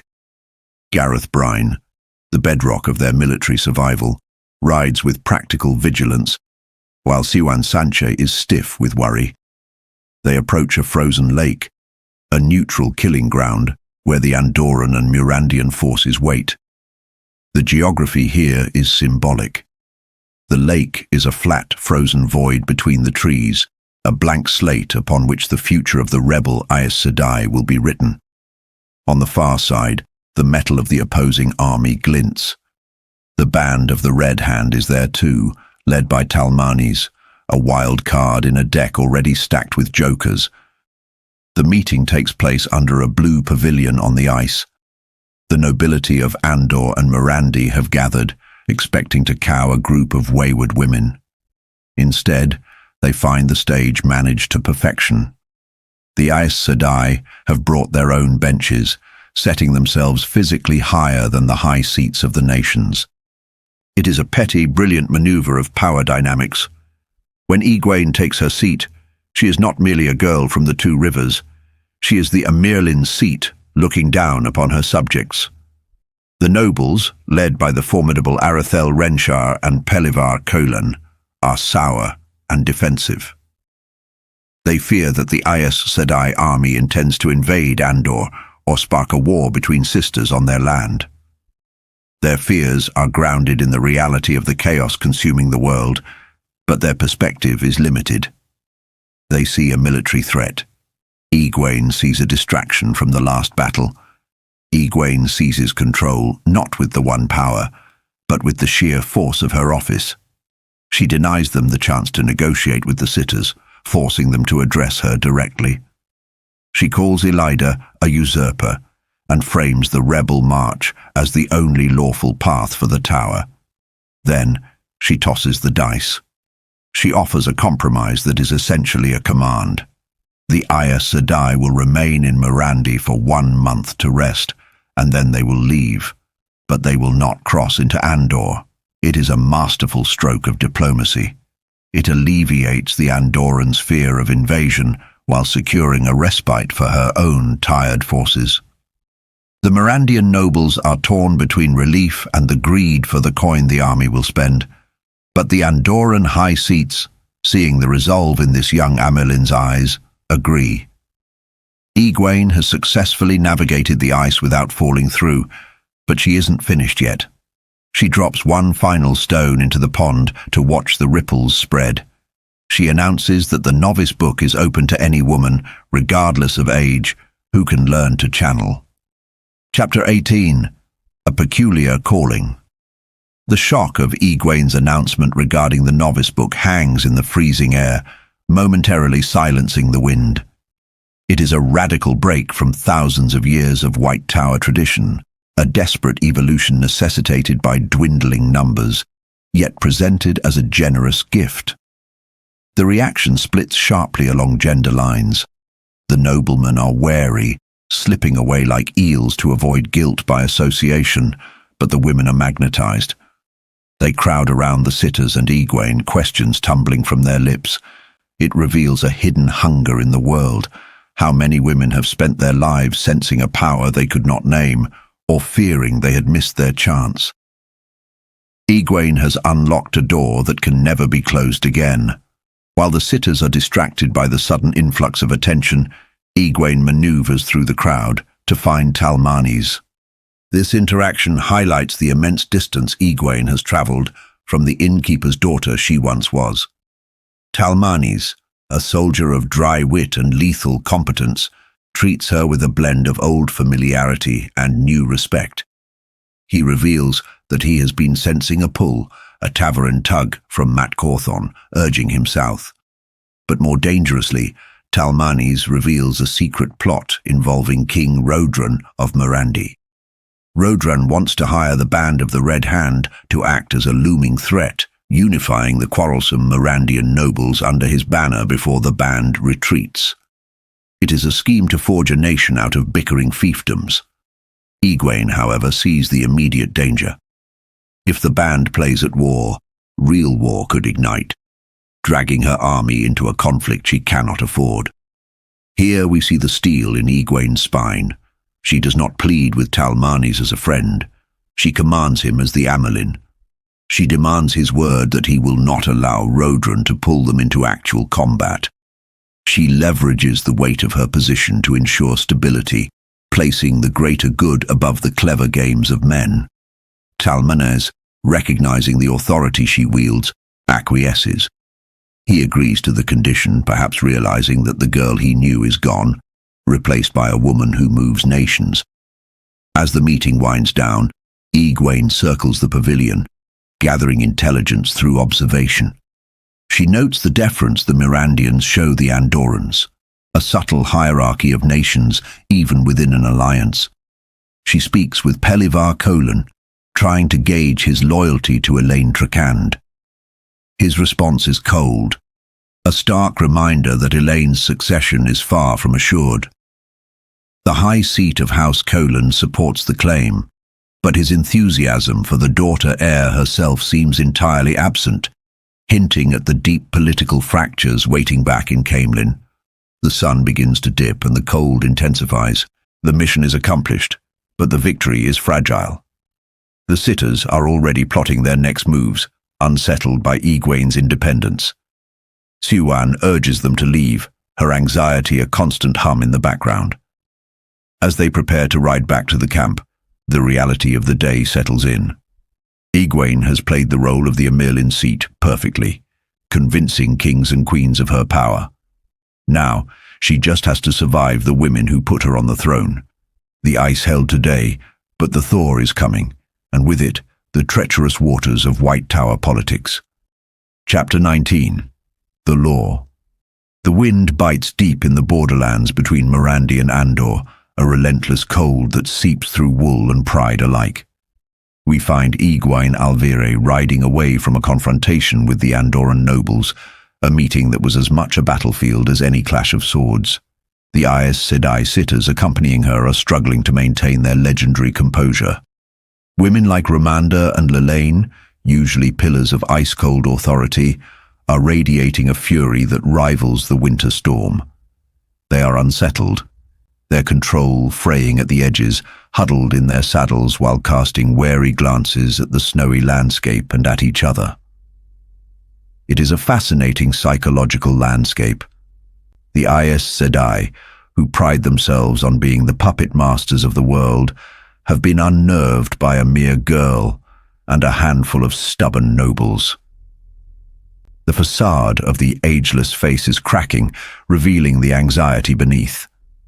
They ride in knots, weaving wards against eavesdropping, plotting and whispering. They are terrified that the White Tower, split and fractured as it is, has lost its ability to intimidate. But while they worry about their image, Egwene is worrying about the reality of war. She knows that hesitation now is death.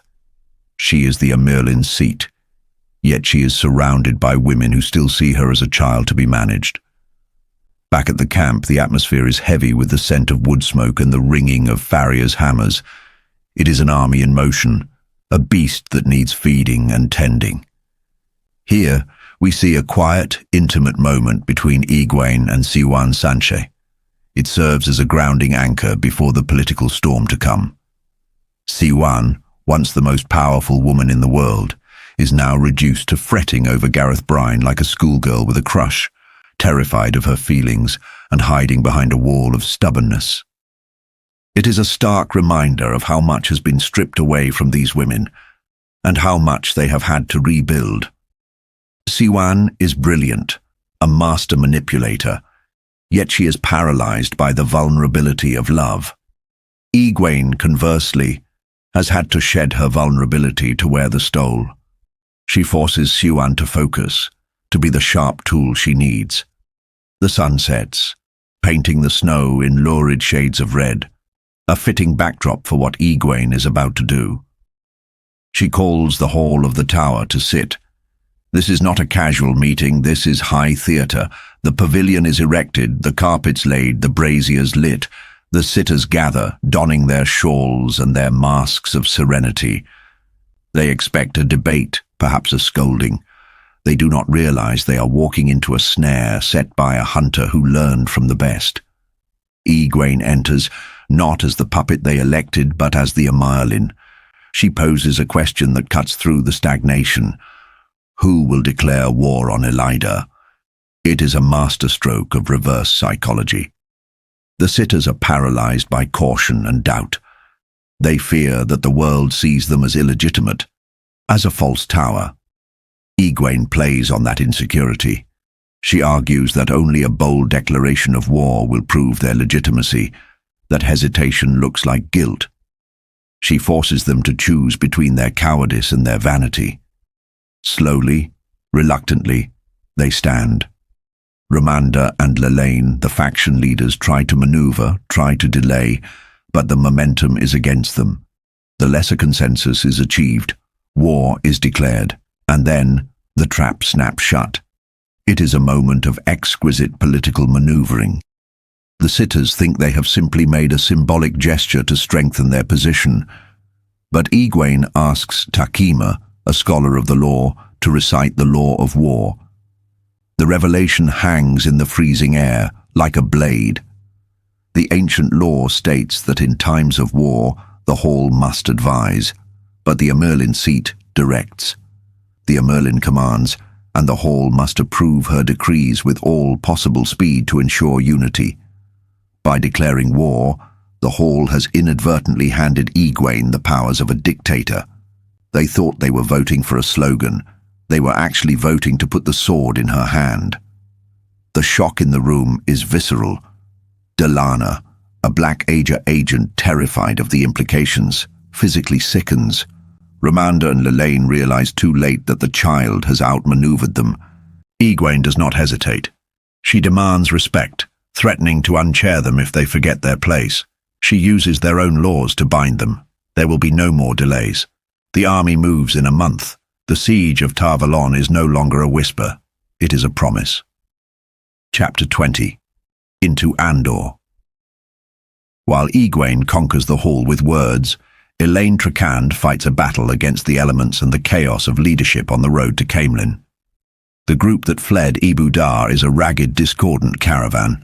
We have the kin, the sea folk, Aes Sedai, and a collection of refugees ranging from haughty nobles to frightened craftswomen.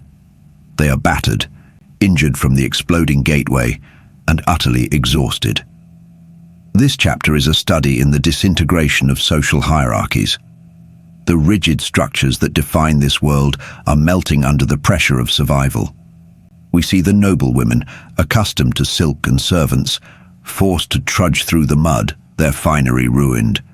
They complain, they whine, but they are slowly broken into the reality of their situation by the iron will of the kin. But the most profound shift is happening to the Aes Sedai. For 3,000 years, the Aes Sedai have stood at the pinnacle of the hierarchy. Here, on this muddy road, that pyramid is inverted. The sea folk windfinders, arrogant and powerful, hold the Aes Sedai to their bargain. Merilila, a dignified sister, is reduced to a servant, ordered about by the windfinders, forced to teach them the power on command. The humiliation is public and constant. The kinswomen, who spent their lives hiding in fear of the tower, watch this with wide eyes. They see the witches being cowed. They see that Aes Sedai are just women, frightened, fallible, and capable of being dominated. The mystique of the White Tower is being stripped away, layer by layer, in the eyes of the very women who once revered it. It is a subtle thematic unraveling that foreshadows the changing age. The Aes Sedai are no longer untouchable gods. They are merely players in a larger, messier game. Elaine, meanwhile, is trying to navigate the minefield of returning to her kingdom. She is the daughter heir, yet she must travel incognito. As they pass through the villages of Andor, she listens to the voice of the common people, and what she hears is a tragic irony. The people do not praise the Dragon Reborn for his protection. They curse him for the weather. The drought, the heat, the chaos, everything is laid at Rand al'Thor's feet. There is a deep psychological weariness in the populace. They are tired of history being made in their backyards. They speak of Elaine with a mix of loyalty and apathy, but their hatred for the invaders, the Ale and the Dragon, is sharp. Elaine realizes that claiming her throne will not just be a matter of lineage. It will be a matter of managing a populace that feels the world is breaking apart around them. The journey is also a crucible for the personal dynamics of the Supergirls. Nynaeve is a bundle of nerves and temper, struggling with her marriage to Lan. The dynamic is fascinatingly complex. In public, she is the Aes Sedai, and he the warder. But in the Sea Folk tradition, the private dynamic can be entirely different. Nynaeve, who is used to shouting her way to authority, is flustered by a relationship where she wants to yield but doesn't quite know how, all while maintaining her fierce, prickly exterior. The stress of the journey culminates in the discovery of ter'angreal among the cache they rescued. Elaine, driven by curiosity and the need to understand these weapons of the power, experiments recklessly. It highlights her bravery, but also the dangerous arrogance that comes with her talent. She is a queen and a sorceress, but she is still learning the limits of her power. Finally, they reach a point of respite, enough to touch the world of dreams. This is the lifeline, the only thread connecting the scattered female protagonists. Elaine and Nynaeve enter Teleran Riod to report to Egwene. They find only a scratched message. Stay in Caemlyn. It is a cold command from their friend-turned-Amerlin. The distance between them is no longer just physical, it is political. Egwene is playing a game of nations and sieges, and Elaine and Nynaeve are pieces on her board, instructed to hold their position. The chapter ends with the realization that the carefree days of their adventure are over. They are now rulers, generals, and politicians, isolated by the very power they sought to obtain. Chapter 21. Answering the Summons. The world is weeping, or so it seems. The great winter tempests, known as the Samaros, are rolling up from the sea of storms with a violence that defies memory. It is a harsh backdrop, a relentless assault of wind and lightning that turns the land into a mire of freezing mud, a physical manifestation of the chaotic era into which the Dragon Reborn has dragged the nations. In this gloom, Rand al'Thor waits, and he finds that even the weather conspires against the savior of the world. When the summons is finally answered, it comes in the form of black coats and cold eyes. The Ashaman arrive through a gateway, cutting through the driving rain with a defiance that borders on arrogance. Leading them is Charl Gedwin, a man who wears his black coat and the silver symbols of the dragon and sword with a terrifying pride. He calls himself Soravanam Hael, Storm Leader. It is a new rank, an invention of Mazrim Taim, and a subtle signal that the Black Tower is evolving its own hierarchy, independent of Rand's direct design. There is a dangerous duality here. These men are weapons crafted to fight the shadow, yet they carry themselves with the haughty demeanor of those who know they possess the power to break the world. Rand watches them, and the voice of Luz Therin Telamon giggles in the recesses of his mind, whispering, urging him to kill them before they kill him. It is the constant buzzing companion of Rand's existence, the madness of a dead man overlaid upon the desperate sanity of the living one. Rand pushes the voice down, but the fear remains. He sees the hardness in Gedwin and his second, Rochade. They are not merely soldiers. They are predators held in check only by a stronger will. The movement of the camp begins, not with stealth, but with a brazen openness. Rand orders the tent struck and the columns formed. He is surrounded by a cavalcade of nobility, a collection of egos and ambitions that requires as much management as the one power. Weramon, the High Lord of Tyr, preens in his gold-encrusted finery, a man whose stupidity is eclipsed only by his arrogance. He represents the old world, the feudal incompetence that Rand is slowly rendering obsolete. Rand keeps Weramon close, not out of respect, but out of necessity. A fool of such high station is too dangerous to leave unsupervised, lest he start a war to gratify his own vanity. They travel to the outskirts of Ilion, the city now under Rand's banner. But Rand does not enter the city of towers and tanneries. Instead, he keeps his forces in the marshy meadowlands. Here, the political maneuvering intensifies.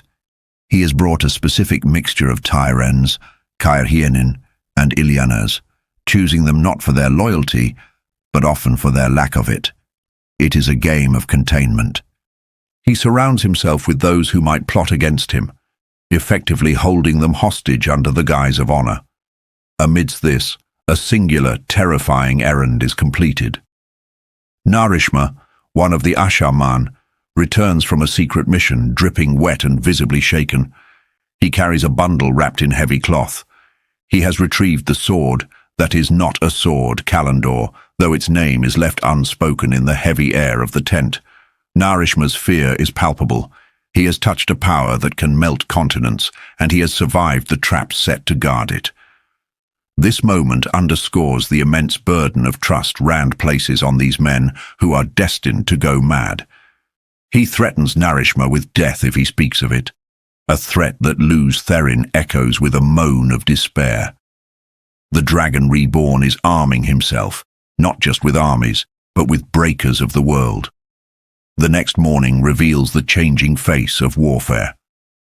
The Legion of the Dragon marches out, common men, disciplined, uniformed, and armed with crossbows. They are not the levy of a lord, but a professional standing army.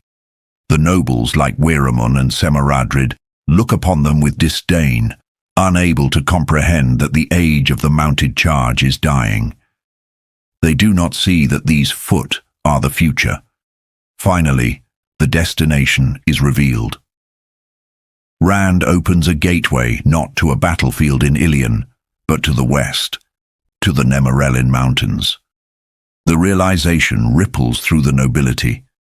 They are not fighting rebels or bandits. They are moving against the Seanchan. It is a pivot that transforms their grumbling into a somber, terrifying understanding. They are going to war against the invaders from across the ocean, a force that has become a nightmare in the collective consciousness of the Westlands. Chapter 22. Gathering Clouds. The army materializes in the foothills of the Vanir Mountains in Altara, a transition that feels less like a march and more like a tear in reality. The weather here is no better, a steady drizzle that slicks the armor and dampens the banners. Rand sits atop his horse, Tydaishar, dressed in a coat of blue silk and gold, wearing the crown of swords. He has made himself a beacon, a golden target in the grey rain. It is a deliberate choice. He wants the enemy to know he is here. He wants the world to see the Dragon Reborn standing against the storm. But internally, the storm is raging within him. The taint on Sidon is thick today, described not just as heat or cold, but as a nausea, a layer of filth that coats the soul. Every time Rand reaches for the source, he has to fight not just the chaotic torrent of the power, but a sickness that threatens to empty his stomach and cloud his vision. It is a visceral physical cost for every weave he spins. The nobles are restless. The High Ladies Ailil and Anayela, realizing that this is not a parade but a prelude to slaughter, try to wheedle their way out of the line of fire. Rand's response is cold and sharp. He offers to send them to the Black Tower for safety, a threat that drains the blood from their faces. He is done with coddling the aristocracy. If they wish to rule, they must bleed, or at least watch the bleeding. Rand rides ahead to scout, accompanied by Davram Bashir, the Saldean marshal who stands as one of the few anchors of sanity and competence in Rand's circle. They enter a high pass, littered with the broken remnants of a statue, a queen of Shiota, forgotten by time. It is a melancholy sight, a reminder from Jordan that empires rise and fall, and even the greatest conquerors are eventually reduced to moss-covered stone. Bashir muses on this, on the futility of dying before one's time, while Rand stares at the broken face of a woman who likely wielded a crown of swords in her own age. Then, violence erupts. It is sudden and unglamorous. An assassin hiding in the brush looses an arrow. The attack triggers a chaotic explosion of the one power. Rand, seized by the sickness of the taint, struggles to weave a defense. He is dizzy, his vision doubling, vomiting bile as he barely manages to hold on to consciousness. It is not Rand who kills the assassin. It is the Asherman. Fireballs incinerate the attacker with brutal efficiency. The corpse is identified as Egan Padros, a man who had claimed loyalty to Rand, but whose pockets are now filled with Tar Valon gold. The betrayal is intimate and transactional. The White Tower's reach is long, and they are buying daggers to do what their laws forbid them to do directly. Rand's reaction is a numb hollowness. He leaves the body to rot. The incident highlights the terrifying fragility of the dragon. He wields the power to shatter the earth, yet a single arrow from a greedy man could end the age. We then shift perspectives, moving across the ridge to the enemy. Asid Bakun, a lieutenant general of the Seanchan ever-victorious army, watches the clouds gather. His perspective offers a jarring contrast to the chaotic feudalism of Rand's followers. The Seanchan are disciplined, organized, and utterly alien. Bakun is a professional who views the locals as barbarians. He has domain, enslaved channelers, leashed and ready. Bakun receives a report from a Rakenflyer, a scout riding a flying reptile. The report confirms a massive force has appeared out of thin air. Bakun does not panic. He begins to organize his defense with a chilling competence. He does not know he is facing the Dragon Reborn. He thinks he is facing another rebellion to be crushed. He prepares the brush of the domain. The stage is set. On one side, a sickened savior holding a fractured coalition of schemers and madmen. On the other, a relentless imperial machine that views channeling as a weapon to be collared. The clouds overhead are dark, but the lightning about to strike the ground will be of a different sort entirely. The silence of the mountains is about to be broken by the roar of two distinct, incompatible worlds colliding. Chapter 23. Fog of War, Storm of Battle. The rain holds its breath, a temporary mercy over a landscape shattered by violence. We find Rand al-Thor navigating the slopes of a mountain, his horse Taideshah stepping carefully over uprooted trees and the broken bodies of men. The dead here are clad in the lacquered, overlapping plates of the Seanchan, insect-like armor of blue and green that now serves only as a shroud. The destruction is absolute, the result of Saidin harrowing the earth itself. It is a grim reminder that when the dragon fights, the land itself bears the scars. Inside Rand's mind, the voice of Luz Therin Telemon is a constant, rasping presence, weeping for his lost Ilyena and raging against the silence of the dead. But as Rand notes with a heavy heart, the dead are not silent. They scream in the memories of the living. This internal duality, Rand's stoic suppression of emotion warring against Luz Therin's raw, unbridled grief, highlights the psychological fracturing occurring within the Dragon Reborn. He cannot afford to listen to the ghosts, yet he cannot silence them. Behind him, High Lord Wiraman offers hollow platitudes about victory and honor. In a display of almost comical absurdity, Wiraman remains pristine in his polished armor, a stark contrast to Rand's mud-spattered coat.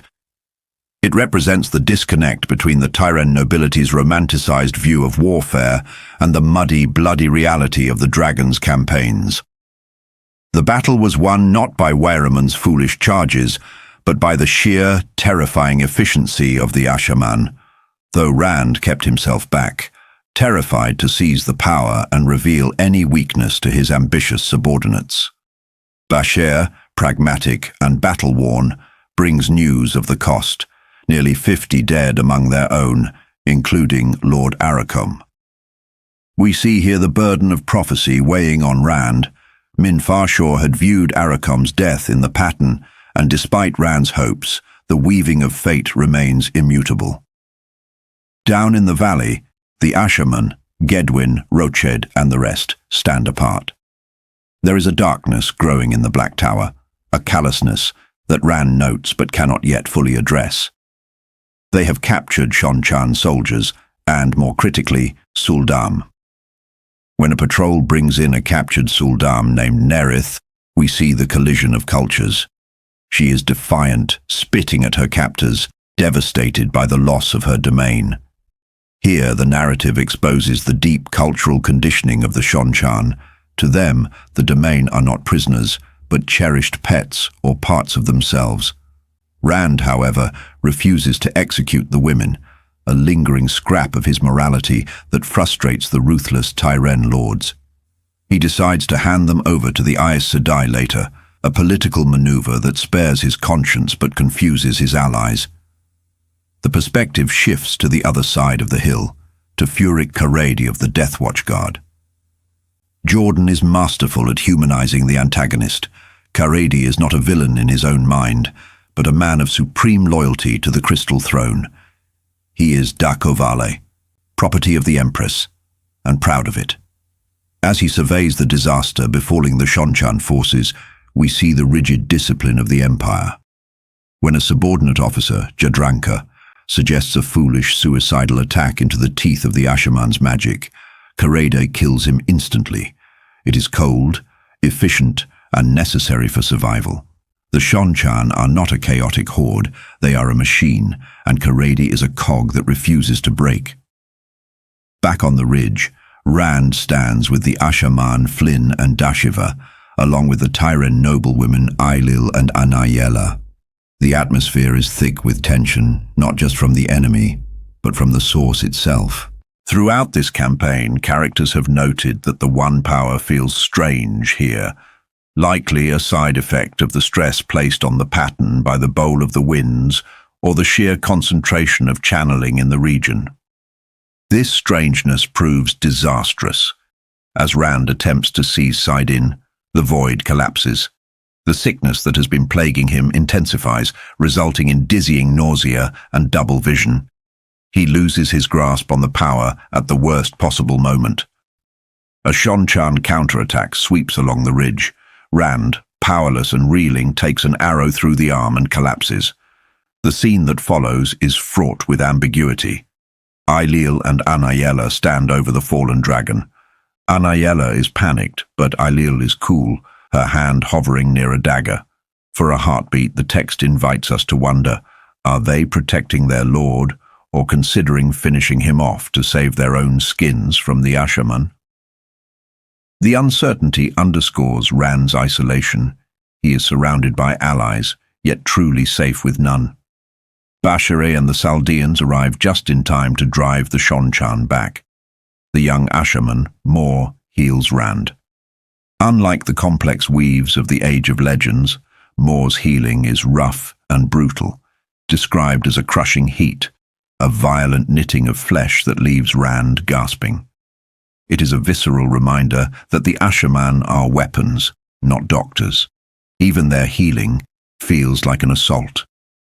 The battle ends. The Seanchan are in full retreat, their forces broken by the surprise and the overwhelming firepower of the Asherman. The generals and nobles debate the next move. Basher, the voice of reason, suggests they have achieved their objective and should withdraw. But the fog of war has been replaced by the storm of ambition. Waireman wants glory, and shockingly, even the Asherman want to push forward. Rand, pale and shaken from his brush with death and the betrayal of Saidin, looks west. The campaign has momentum now, a dangerous thing. He ignores the Council of Caution. They will not just secure the mountains, they will push on. The chapter closes on the precipice of a massive escalation. Rand sets his sights on Abu Dar itself. The dragon does not merely want to defend, he intends to conquer, driving the Seanchan into the sea, regardless of the cost to his men or his own fracturing sanity. Chapter 24. A Time for Iron. The sun rises over the hills east of Abu Dar, streaked with clouds that mirror the uncertainty of the day to come. Here, the alien nature of the Seanchan Empire asserts itself against the natural landscape. Great flying beasts, the Raken, glide from the sky. In the air, they possess a terrifying, predatory majesty, masters of the wind. Yet, the moment they touch the earth, that grace collapses into a lumbering, awkward waddle. It is a striking visual metaphor for the Seanchan themselves. Undeniable power when soaring on the wings of their disciplined conquest, yet clumsy and jarring when forced to navigate the messy, chaotic realities of the Westlands. In the Seanchan command tent, Captain General Kenar Mirage observes the machinery of war. The diversity of the Empire is on full display, men of all skin tones and nations, from the haughty Tarrabona lancers to the stolid Amadishan pikemen, all united under the crystal throne. But there is a gaping hole in their formation. The Suldam and Daman, the enslaved channelers who form the backbone of Seanchan military supremacy, are absent, stricken by a mysterious illness. Mirage is a man of logic and iron, yet he is unsettled. The map table before him tells a grim story of outposts overrun, represented by black discs spreading like a plague. The atmosphere shifts from military precision to imperial dread with the arrival of High Lady Suroth. She is the embodiment of the stiffness and terrifying beauty of the blood. With her is a reminder of the strange times they live in. The former Aes Sedai, Liandrin, now broken and leashed as a domain, treating a serving girl with jealous glares. It is a grotesque inversion of the White Tower's hierarchy, a psychological crushing of identity that the Seanchan view as mere order. Suroth brings news that shatters Mirage's conventional understanding of warfare. The enemy is not marching, they are traveling. The rediscovery of this lost talent, the ability to tear holes in reality and step through, changes everything. Mirage, a man who has survived arrows and brutal campaigns, struggles to comprehend an enemy who can appear from thin air. Suroth demands not just victory, but extermination. She orders the death of every Asherman, every soldier. There is a desperate edge to her command, a fear that the return to the homelands is jeopardized by these wild channelers. Mirage, ever the obedient soldier, agrees to the slaughter, unaware that he is marching into a meat grinder that defies all tactical logic. Miles away, the Dragon Reborn stands upon a stony hill, a figure etched in exhaustion and power. Rand al'Thor holds the true source, the masculine half of the One Power, and it is a struggle for survival. The crown of swords pricks his temples, a physical manifestation of the pain of leadership, while the unhealing wounds in his side throb in rhythm with the madness of Lews Therin Telamon echoing in his skull. Lews Therin is erratic today, vacillating between lucid tactical advice and weeping, cackling insanity. It is a terrifying internal duality. Rand tries to be the stone, while the voice inside him screams of the abyss. The plan is simple, or so it seems. A multi-pronged attack to crush the Seanchan. But the very fabric of reality seems frayed here. The Asherman Dashiva, a man who usually hides behind a mask of vagueness, is suddenly sharp, agitated. He points out that Saidin itself feels wrong here. Eager, pulsing, difficult to control. This is a crucial observation, hinting at the lingering effects of the Bowl of the Winds, or perhaps the proximity of the Seanchan's own twisted perceptions of the power. The threads of magic vibrate with an instability that mirrors Rand's own fraying sanity. The battle begins not with a singular clash, but with a chaotic eruption across the olive groves and forests. It is a collision of eras. The Seanchan, with their rigid discipline and beasts of war, face the Ashaman, living artillery who rip men to shreds with the power. We see the horrific disparity of this new warfare through the eyes of the combatants. A Seanchan scout witnesses 100 lancers obliterated by a single man in a black coat, the ground exploding, bodies turning to red mist. It is slaughter without honor, a terrifying preview of the last battle. Yet the Seanchan are not easily broken. They are professional soldiers, and despite the shock of Saidin, they adapt, using the terrain, the trees, and the weather to confuse the dragon's forces. The nobility of the Westlands, men like Weiramon and Bertom, continue their petty game of houses even amidst the blood, worrying about precedence and rivalry while lightning falls from the sky. It highlights the absurdity of human ego in the face of apocalyptic forces. Davram Bashir, the voice of pragmatic experience, realizes the tide is turning. The slash-and-run tactics are failing against the sheer mass of the Seanchan army. The enemy is not panicking, they are consolidating. Bashir urges a retreat, recognizing that to stand nose-to-nose with the Seanchan is suicide. But Rand al'Thor is not in a mood for retreat. He is the Dragon Reborn, and he refuses to accept that a mere army can stalemate him. Driven by frustration, pain, and the whispering madness of Luz Therin, Rand makes a fatal decision. He unlimbers Kalandor, the sword that is not a sword. This sa'angreal amplifies his power 100-fold, but it lacks the safety buffer of a buffer, leaving him open to the raw, corrosive force of the taint. As Rand seizes Saidin through the crystal blade, the scene shifts from a military engagement to a cosmic horror. He does not just channel, he becomes the storm. He seeks to obliterate the enemy with the power of a god. "I am the storm," he screams, a declaration of supreme hubris. But the control he seeks is an illusion. The instability of the area, combined with the sheer torrent of power and his own exhaustion, causes the weave to slip from his grasp. Lightning does not just strike the Seanchan. It rains down indiscriminately, a jagged curtain of blue-white death that cares nothing for uniforms or allegiances. The hills explode, trees turn to torches in the pouring rain, and in the horror of the moment, Rand realizes he is killing his own men. The power he thought would save them has become their executioner. It is Bashir who saves them, not by magic, but by tackling the Dragon Reborn into the mud, physically breaking his connection to the nightmare he has unleashed. The aftermath is a tableau of tragic irony.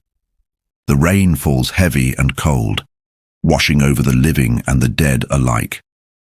Rand stands amidst the carnage, the crown of swords knocked from his head, Kalandor lying in the mud, two symbols of power now rendered useless by human frailty. He sees the body of Jonan Adley, one of his own Ashaman, eyes bulging in death, slain by Rand's own uncontrolled outburst. The psychological toll is immense. Rand has always feared going mad, feared hurting those he leads, and now that fear has manifested in blood. He feels utterly defeated, a man who reached for godhood and found only destruction. Yet across the lines the perspective is mirrored. The Seanchan believe they have been crushed. Captain General Mirage lies dead, his eyes covered by a piece of cloth, his army in retreat. Both sides leave the field believing they have lost. It is a hollow, non-victory, a testament to the chaos of war and the terrifying unpredictability of the Dragon Reborn. The chapter closes not with a triumph, but with the weeping of a Seanchan officer and the silent iron-hard resolve of a dragon who realizes that being the most powerful man in the world is not enough to save everyone. Sometimes it is the very thing that kills them. Chapter 25. An unwelcome return. We begin in the suffocating warmth of the Amarlin's study. a sharp contrast to the biting winter winds swirling snow against the frosted casements outside. Here, Elida du Avrini Aroyhan sits enthroned behind her gilded table, fingering an ancient ivory carving. She observes the 6 sitters before her, not as the powerful representatives of their ages, but with the condescending amusement one might offer squabbling servants. There is a profound psychological dissonance at play here. Elida is drunk on the prophecy of her own glory, convincing herself that the White Tower is secure in her hands, even as the foundations rot. The sitters, grown women of immense power, fidget and fret, their shawls twitching, their unity shattered by the paranoia Elida herself has cultivated. They discuss the world outside, but their worldview is dangerously insular. Valina of the White Aja offers a chilling display of willful ignorance, using cold logic to deny the undeniable. She argues that the Seanchan cannot possibly control channelers, dismissing the invaders as a mere fabrication of Rand al-Thor. It is a desperate attempt to force the chaotic reality of the world to fit into the orderly box of Tower doctrine. The conversation shifts to the vulnerability of the Aes Sedai. The discovery of forkroot tea, an herb capable of stripping a woman of the one power, has sent a tremor of mortal fear through these women who are used to being untouchable. They are terrified not just of the rebels in the snows of Morandi or the Ashaman, but of the sudden realization that their supremacy hangs by a thread. Elida, in her hubris, dismisses their fears as sloth, threatening them with the mistress of novices, Sylviana. She revels in her ability to humiliate them, unaware that a leader who rules solely through fear creates a court of enemies waiting for the first sign of blood, and blood is in the water the moment the door opens. Alviarin Freiden returns. The keeper, absent for weeks, enters not with an apology, but with the cold assurance of a predator. The dynamic in the room shifts instantly. The sitters, previously cowed by Elida, are now bewildered by Alviarin's sheer audacity. When Alviarin dismisses the sitters, taking Elida's decrees from them, it is a public emasculation of the Amirlin seat. Once they are alone, the illusion of Elida's power evaporates completely. Alviarin, the secret head of the Black Aja, though Elida knows only that the woman holds some dark leverage, physically strikes the Amirlin. The slap is shocking, a violation of the sacred person of the Amirlin seat, yet Elida can do nothing. She is paralyzed by the threat of her own secrets being exposed. Alviarin forces her to sign a new decree, a document of catastrophic arrogance. It proclaims that the Dragon Reborn can only be approached through the White Tower, under threat of anathema. It is a political suicide note, designed to alienate Rand al-Thor permanently, ensuring the tower cannot control him, effectively handing victory to the shadow by sowing division. Elida is left broken among her white marble plinths, snapping the stems of rare blue roses. She is a prisoner in her own tower, sobbing into her pillows, praying for a deliverance that her own foretelling promised, but which reality denies. But the hierarchy of evil extends higher than Alviarin. Later, the keeper finds herself prostrate on the floor, kissing the hem of Messaana's dress. The Forsaken stands cloaked in illusion, a figure of shadow and light. Here we see the true chain of command. Alviarin, who terrified the Amarlin, is reduced to a groveling worm before the chosen. Messaana is uninterested in the petty politics of the tower, save for where they serve chaos. She tasks Alviarin with a new puzzle, finding out why the heads of the Ajas are meeting in secret. The shadow is tightening its grip, turning the White Tower into a hollow shell. Chapter 26. The Extra Bit. The White Tower, usually a bastion of serenity and unassailable power, had become a drafty labyrinth of suspicion. Seanchan of the White Aja moved through the corridors, and to her the very air felt wrong. It wasn't just the physical chill that slipped beneath the heavy tapestries and agitated the stand lamps. It was a psychic coldness. The tower was fractured. Since the schism that split the Aes Sedai into rebels and loyalists, the hallways of Tar Valon had transformed into a landscape of silent warfare. Sisters no longer walked with the easy grace of absolute authority. They moved in packs, segregated by Arja, wearing their shawls like battle standards. The atmosphere was described as a quivering hot jelly, a suspension of animosity where a wrong look could trigger a diplomatic incident, or worse. Seanchan was on a hunt. She, along with the Red Sitter Pavara, had taken up a task that was officially impossible because it was officially unnecessary: hunting the Black Arja. The denial of the Black Arja's existence was a cornerstone of Tower dogma, yet here was a sitter of the White, the Arja of logic, forced to confront the illogical reality of the Shadow's infiltration. She found her target, Zera Dakan. Zera was a White sister, relatively young by Aes Sedai standards, possessing a prideful, snowy elegance. To Seanchan, she was a variable in an equation that didn't balance. Under the guise of a summons from a sitter, Seanchan led Zera not to an office, but down into the bowels of the tower. They descended past the basements, past the testing chambers of the accepted, into the deep, dust-choked foundations of the city itself. This descent is symbolic of their entire investigation, digging beneath the polished marble surface of the institution to find the rot festering in the dark. In a forgotten storeroom, Pavara was waiting. The Red Sitter was not known for her warmth. She was a woman of hard edges and fierce loyalty, currently looking like a bear with a toothache. The dynamic here is fascinating: a White and a Red, traditionally not the closest of allies, bound together by a terrifying secret. They shielded Zera, cutting her off from the true source. The accusation was blunt. They asked if she was a dark friend. Zera's reaction was not the cold calculation of a black sister, but the fiery indignation of a patriot.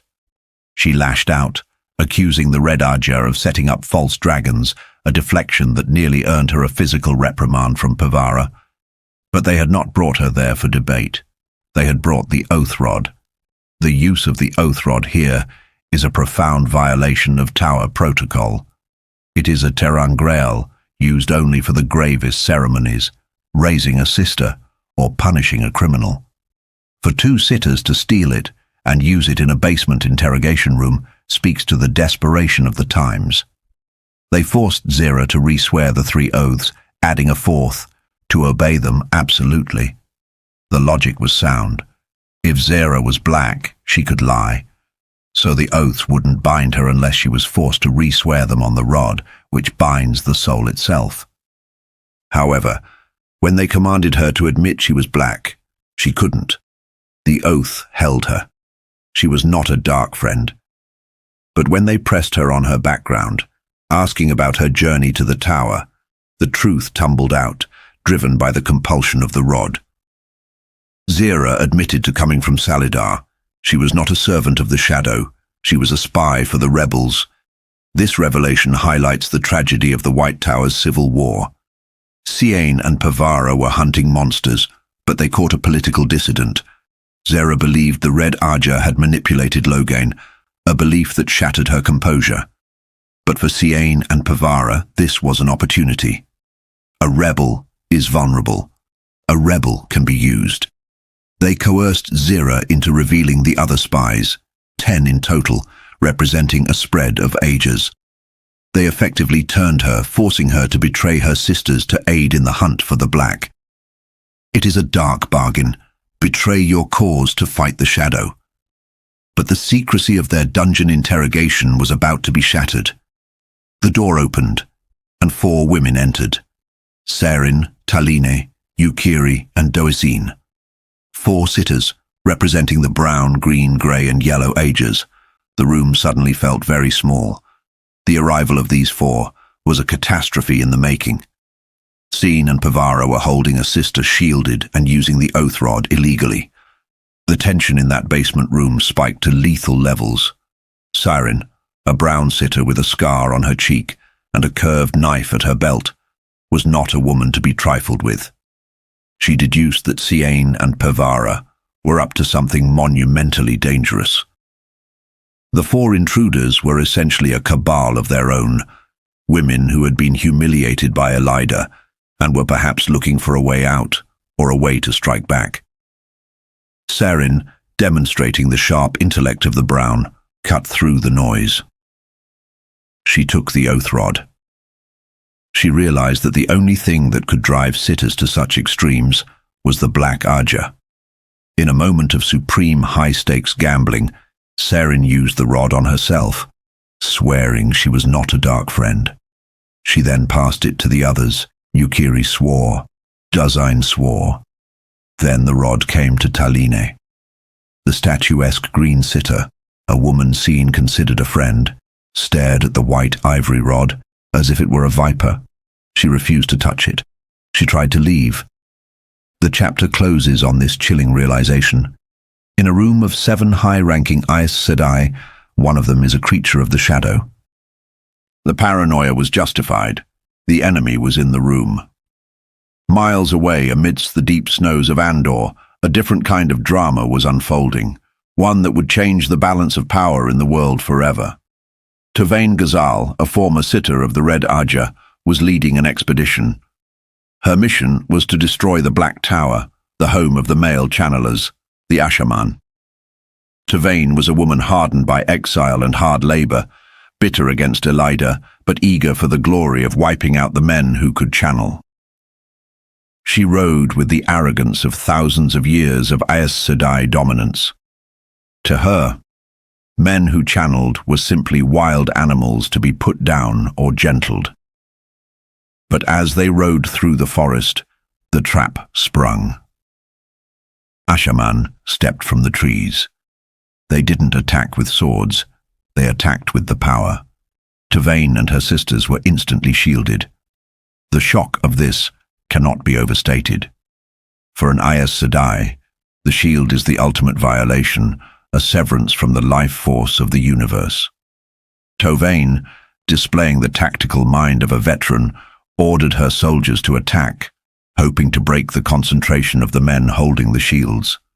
She tried to flee, to regroup, but she was up against Logain Ablar, the former false dragon, a man once gentled and now healed, a man of immense power and charisma.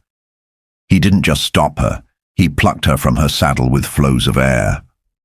Tavain found herself suspended, helpless, staring into the face of a man she had been taught to despise and fear. What followed was a violation of the highest order, described with a terrifying intimacy. Logain told her he was going to bond her. The warder bond, traditionally a gift given by a woman to a man, a connection of spirit and mind, was weaponized. Tavain felt the weave invade her.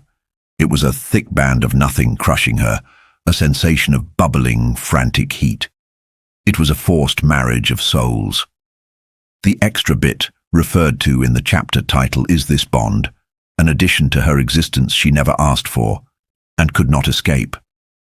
When the weaving was done, Tavain Ghazal was no longer just a red sister. She was Logain's. The psychological impact was immediate. The desire to kill him vanished, replaced by a confused, weeping submission. The roles had been reversed. The Red Aja, the hunters of men, had become the prey, and now the property. Logan, with a dark humor, commented that the extra bit of the bond was necessary to keep them docile. It marks the moment the White Tower lost its monopoly on power. Chapter 27. The Bargain. We shift our focus to the Sun Palace in Cairhien, a place of gilded excess and oppressive grandeur. Min Farshor sat in the Dragon Throne Room, a space dominated by the tasteless, over-embellished throne that Rand refused to sit in. The room was heavy with gold and rising sun motifs, a stark contrast to the mood of the inhabitants.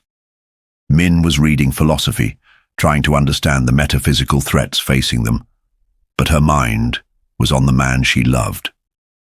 Rand al'Thor entered, and he was a man wearing his exhaustion like a cloak. He wore the crown of swords, the laurel wreath of Ilion, but he carried the weight of the world. The interaction between Rand and Min here is crucial. It's one of the few places where Rand is allowed to be human. However, even with Min, he was brittle. He was hurt that his letters were so brief, so functional. "Trust no one," he had written. It was the mantra of a man slowly losing his mind to paranoia and duty. Their intimacy was interrupted by duty, in the form of Dobrain, the Carhianin High Lord. Dobrain brought news of the political landscape, which nobles were maneuvering, who was sleeping with whom, and where the threats lay. It was a tedious litany of treachery, reinforcing Rand's isolation. Then, the Aes Sedai Marana and Rafella entered. They had returned from the Sea Folk with the terms of the bargain. This agreement was vital. Rand needed ships to move food and armies for the last battle.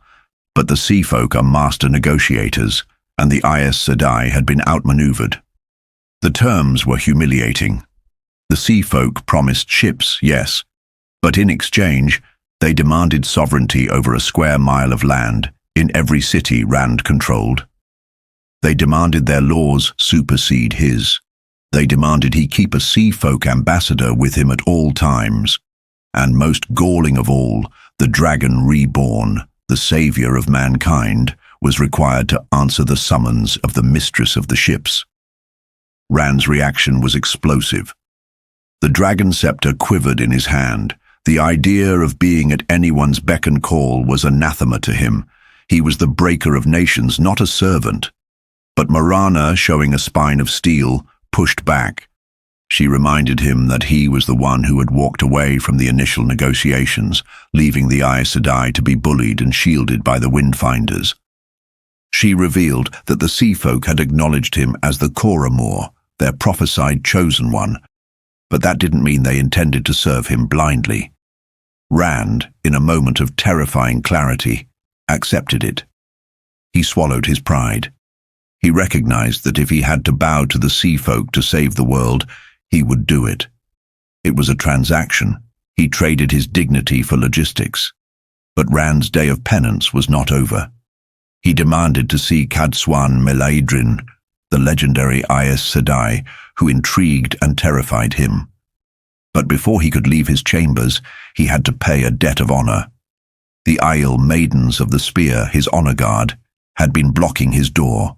They were furious. Rand had gone to war in Ilion and left them behind, sneaking away to protect them from dying. To the maidens, this was not protection, it was a profound insult. It implied they were not good enough, that their spears were not needed. It violated Gieto, the code of honor and obligation. Rand understood this.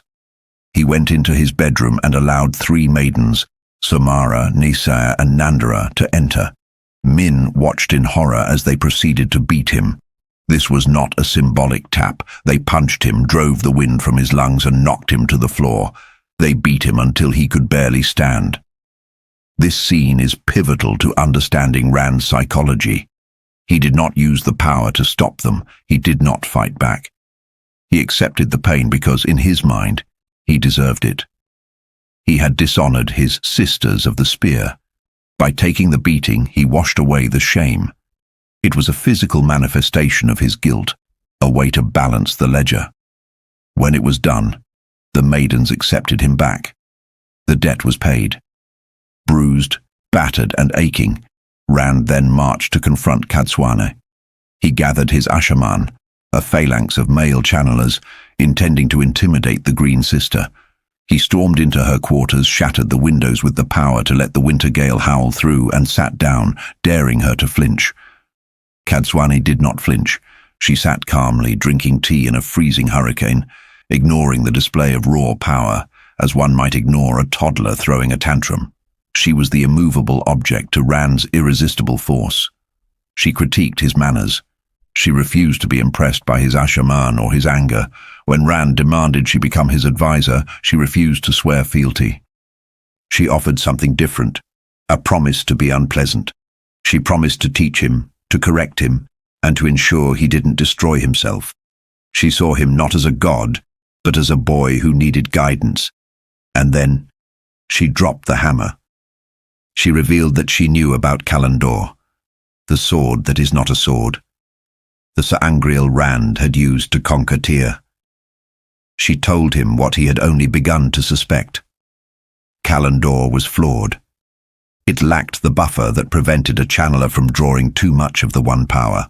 Worse, it amplified the taint of the Dark One, inducing a wild madness in any man who used it alone. This revelation shook Rand to his core. He had relied on Kalandor as his ultimate weapon.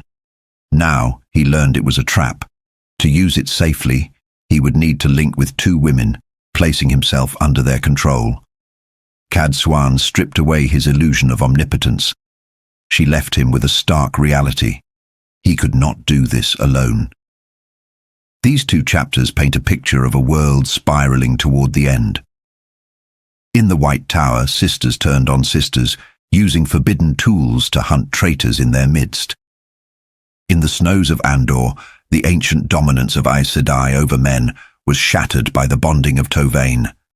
And in Cairhien, the Dragon Reborn was beaten by his guards, humiliated by his allies, and schooled by an old woman, all to prepare him for the burdens yet to come, the extra bit of pain, of humiliation, of control. That is the price of survival in the Wheel of Time. Chapter 28. Crimson Thorn. The morning at Harlan Bridge dawns with deceptive beauty, a pale sun rising over a snow-packed world, mocking the storm brewing within the party. The tension explodes not with the One power, but with the crushing weight of White Tower law. Adeleas, the white-haired brown sister, drags Garania, exposed now as Zarya, a runaway novice, back into the fold. It is a psychological horror peculiar to this world. A woman of 70 years, a merchant of strength and independence, is reduced instantly to a weeping child, facing the erasure of her entire adult identity to return to the white dress of a novice. This fear cascades, forcing the Kin's Kirstian to kneel and confess her own centuries-old flight, trading her freedom for a sliver of leniency.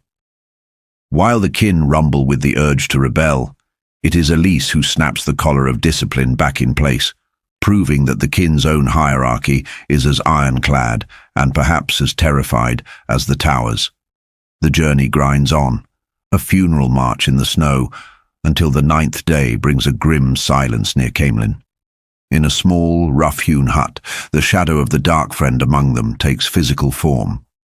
Adeleas lies dead, her throat slit, while the prisoner Ispan is pinned to her cot by a thick wooden stake, her face a rictus of frozen horror. Nynaeve, ever the healer even in the face of death, identifies the weapon, crimson thorn root in the tea. It is a cruel choice, sweet enough to mask the poison, allowing the victim to linger in paralyzed awareness before the end. It is a distinct intimacy of betrayal.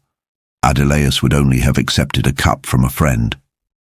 Vandane stands over her fallen twin, her grief locked behind a mask of Aes Sedai serenity, a dam holding back a river of violent retribution that Yaim, her warder, barely conceals. Leaving death behind, Elaine rides into Caemlyn. The city is a sensory overload of grey stone, bustling crowds, and the jarring sight of Ale warriors walking the streets. But the inner city shines with the memory of home. In a calculated move of statecraft, Elaine separates from her friends to approach the royal palace alone. She claims her right not by the dragon's gift, but by the blood of Ishara. Inside the grand hall, the weight of ancestry presses down. She touches the lion throne but does not sit, a gesture of profound respect for the office and the ghost of her mother, Morgas. Here she finds Dielin Taravin, a steadfast ally in a nest of vipers. They speak of rivals and the precarious path to the crown, but Elaine drops a thunderbolt of her own. She intends to bond and marry the Dragon Reborn. Yet as Elaine plots for the light, the shadow festers in a Caemlyn basement. Dave Hanlon, a man who views chaos as an opportunity for plunder, reports to the terrifying Lady Cheyenne.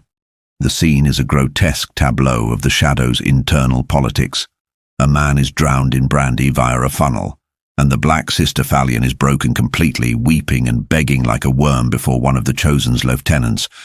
The order of the world is inverted here, where Aes Sedai are pets to be tortured and dignity is stripped away by fear. As Hanlon watches the brutality with a callous smile, he receives his new orders. He is to turn his predatory gaze toward a queen. Chapter 29. A Cup of Sleep. The atmosphere within the Sun Palace is heavy, not just with the gloom of a Caer Hien in winter, but with the suffocating pressure of the Dragon Reborn's internal storm. We find Rand al'Thor pacing before the dragon throne, a man consumed by the paradox of his own desires. He has maneuvered politically to ensure Elaine Trakan receives her birthright, the throne of Andor, yet now that she has claimed it and removed his banners, he spirals into a fit of sullen resentment. Min Farshaw, seated nearby, observes this with a mixture of exasperation and profound love. She recognizes that this isn't merely a king's anger, it is a lover's hurt. Rand is reacting with the emotional immaturity of a young man who believes he has been rejected, masking his vulnerability with the thunderous temper of the dragon. It is a stark reminder that despite holding the power to break the world, Rand is still barely out of boyhood, burdened with the memories of a madman and the responsibilities of a god. Min attempts to reason with him, piercing through his bluster to the sulking heart beneath, urging him to simply go to Elaine. But Rand is locked in his own head, pacing alongside Fedwin Moore, a young Asherman whose innocence has been eroded by the horrors of magical combat. The dynamic shifts abruptly with the arrival of Sorelea and the Wise Ones. They bring with them 5 Aes Sedai, survivors of the kidnapping at Dumai's Wells. This moment is pivotal, marking a terrifying inversion of the traditional power structure. These women, who once held the leash, are now brought low, their pride stripped away by the harsh discipline of the Aiel. When Rand confronts them, we see the trauma of his captivity bubble to the surface. He offers them a choice that is hardly a choice at all: swear fealty to him or return to the Wise Ones. Here, the psychological scars of the box are laid bare. Rand threatens to inflict upon them the same claustrophobic torture he endured, being locked in a chest.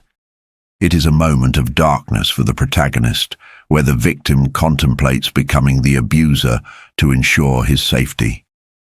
Yet, Min's viewing reveals that these women will serve him, each in her own way.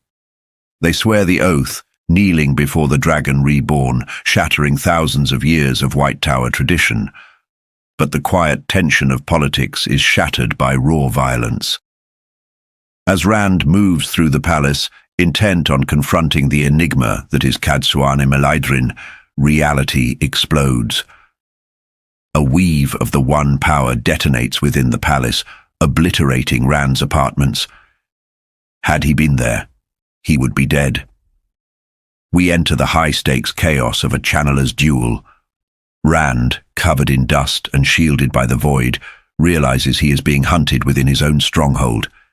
He instructs Fedwin Moore to protect Min at all costs, a command given with the grim finality of a man expecting death. Rand embraces Saidin, fighting the nausea and the filth of the taint, and moves like a ghost. He utilizes the weave known as folded light to render himself invisible, a predator stalking his would-be assassins. The betrayal is revealed to be from within the Black Tower. It is not a Forsaken, but his own Asharman, Dashiva, Gedwin, Roched, who have turned against him. The psychological blow is immense. The men he trained, the weapon he forged, has turned in his hand. The combat is visceral and terrifying. Rand unleashes flows of fire and air, decimating hallways and melting stone, a display of raw, destructive power that terrifies the palace staff. The attackers flee, leaving Rand alone with his rage and the voice of Luz Therin, who screams for slaughter. The aftermath brings a tragedy far quieter, but infinitely more painful than the battle. Rand descends to the servants' quarters to find Min. But the young Fedwin Moor has not escaped unscathed. The taint on Sidene has claimed him, stripping away his adult mind and leaving him with the intellect of a small child, happily playing with wooden blocks. It is Rand's nightmare made manifest. This is the fate he fears more than death, the erosion of self. Mazrim time arrives smooth and serpentine, feigning ignorance of the betrayal. The tension between the two men is palpable, a clash of ideologies. Taim views the Ashaman as weapons to be used and discarded. Rand feels the weight of every soul.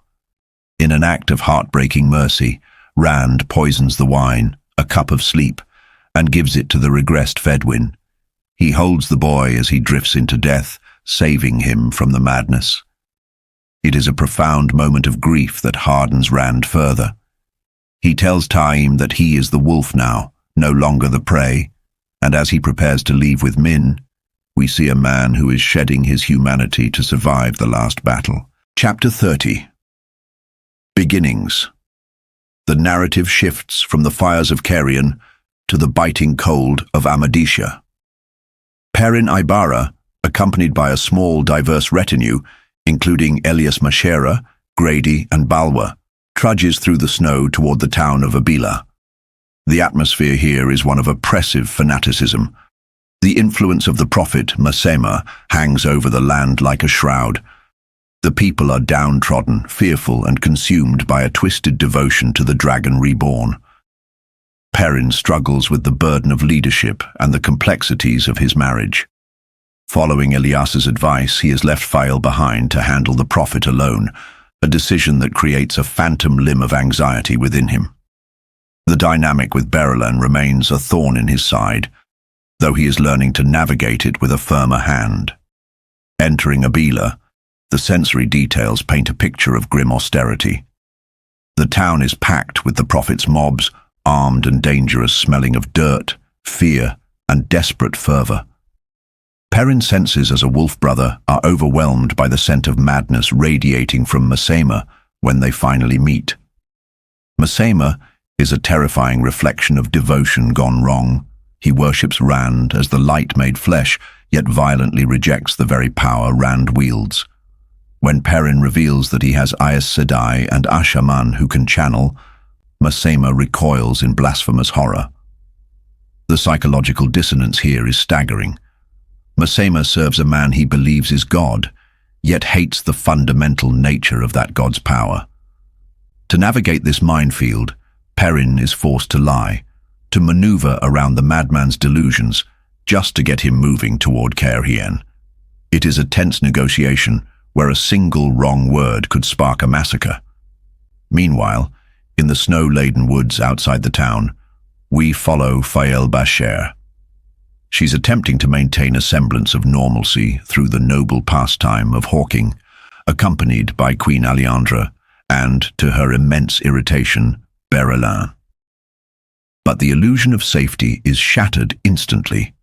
They receive intelligence that Masema has been treating with the Seanchan, a catastrophic revelation that shifts the geopolitical stakes immensely. Before they can act, the trap snaps shut. The woods come alive with veiled Aiel, the Shido. The transition from peaceful ride to brutal ambush is jarring. Arrows fly, guards fall, and Fael realizes the dire necessity of the moment. In a twist of supreme irony, she orders her rival, Berylin, to flee and warn Perrin. It is a testament to Fael's pragmatic strength. She values her husband's safety and the mission above her jealousy. Fael's escape attempt on her mare, Swallow, ends in tragedy. The horse breaks a leg and Fael is thrown into the snow. The subsequent scene is one of systematic dehumanization. She is captured by the Shido, stripped of her weapons and her clothing, and bound. The cold is biting, but the shame is sharper. She finds herself alongside Alejandra and her own friends, Bain and Chiad, all reduced to the state of Gai Shine. However, this capture violates the strict code of Gieto. The Shido, corrupted by Savannah's leadership, are taking captives who have not touched a weapon, twisting honor into slavery. Fael, naked and shivering in the snow, displays a resilience that defines her character. Even as she is marched toward a bleak captivity, her thoughts are not just of her own survival, but of the tactical situation, hoping that Berylyn, the woman she despises, made it out alive to save Perrin. Finally, the perspective shifts to the borderlands, where the grand machinery of war is turning. Egwene Alvere, the Amarylline seat of the rebel Aes Sedai, sits atop her horse, watching her army prepare to move. The sheer scale of the operation is breathtaking. A gateway, a tear in reality 10 paces tall and 100 wide, stands open. Through it, snow swirls, and the heavy cavalry begins to thunder across space, instantly transporting an army to the gaze of Tar Valon. The internal politics of the White Tower exiles are present. The bickering of sitters like Romanda and Lelaine, the surprising competence of the novice grandmother Sharina. But they are overshadowed by the momentum of the moment. Egwene rides through the gateway, stepping from the staging ground to the very shadow of Dragonmount. It is a crossing of the Rubicon. The siege of Tar Valon has begun, and the world moves one step closer to its final unraveling. Chapter 31. After. Winter stifled trade, yet rumors of broken towers and dragons spread like lightning. Humanity plotted upon these falsehoods, while the pattern indifferently wove its own inexorable prophesied truth. Thank you for listening. If you enjoyed this journey, please subscribe to William's Audiobooks to dive deeper into the lore of the Wheel of Time novels.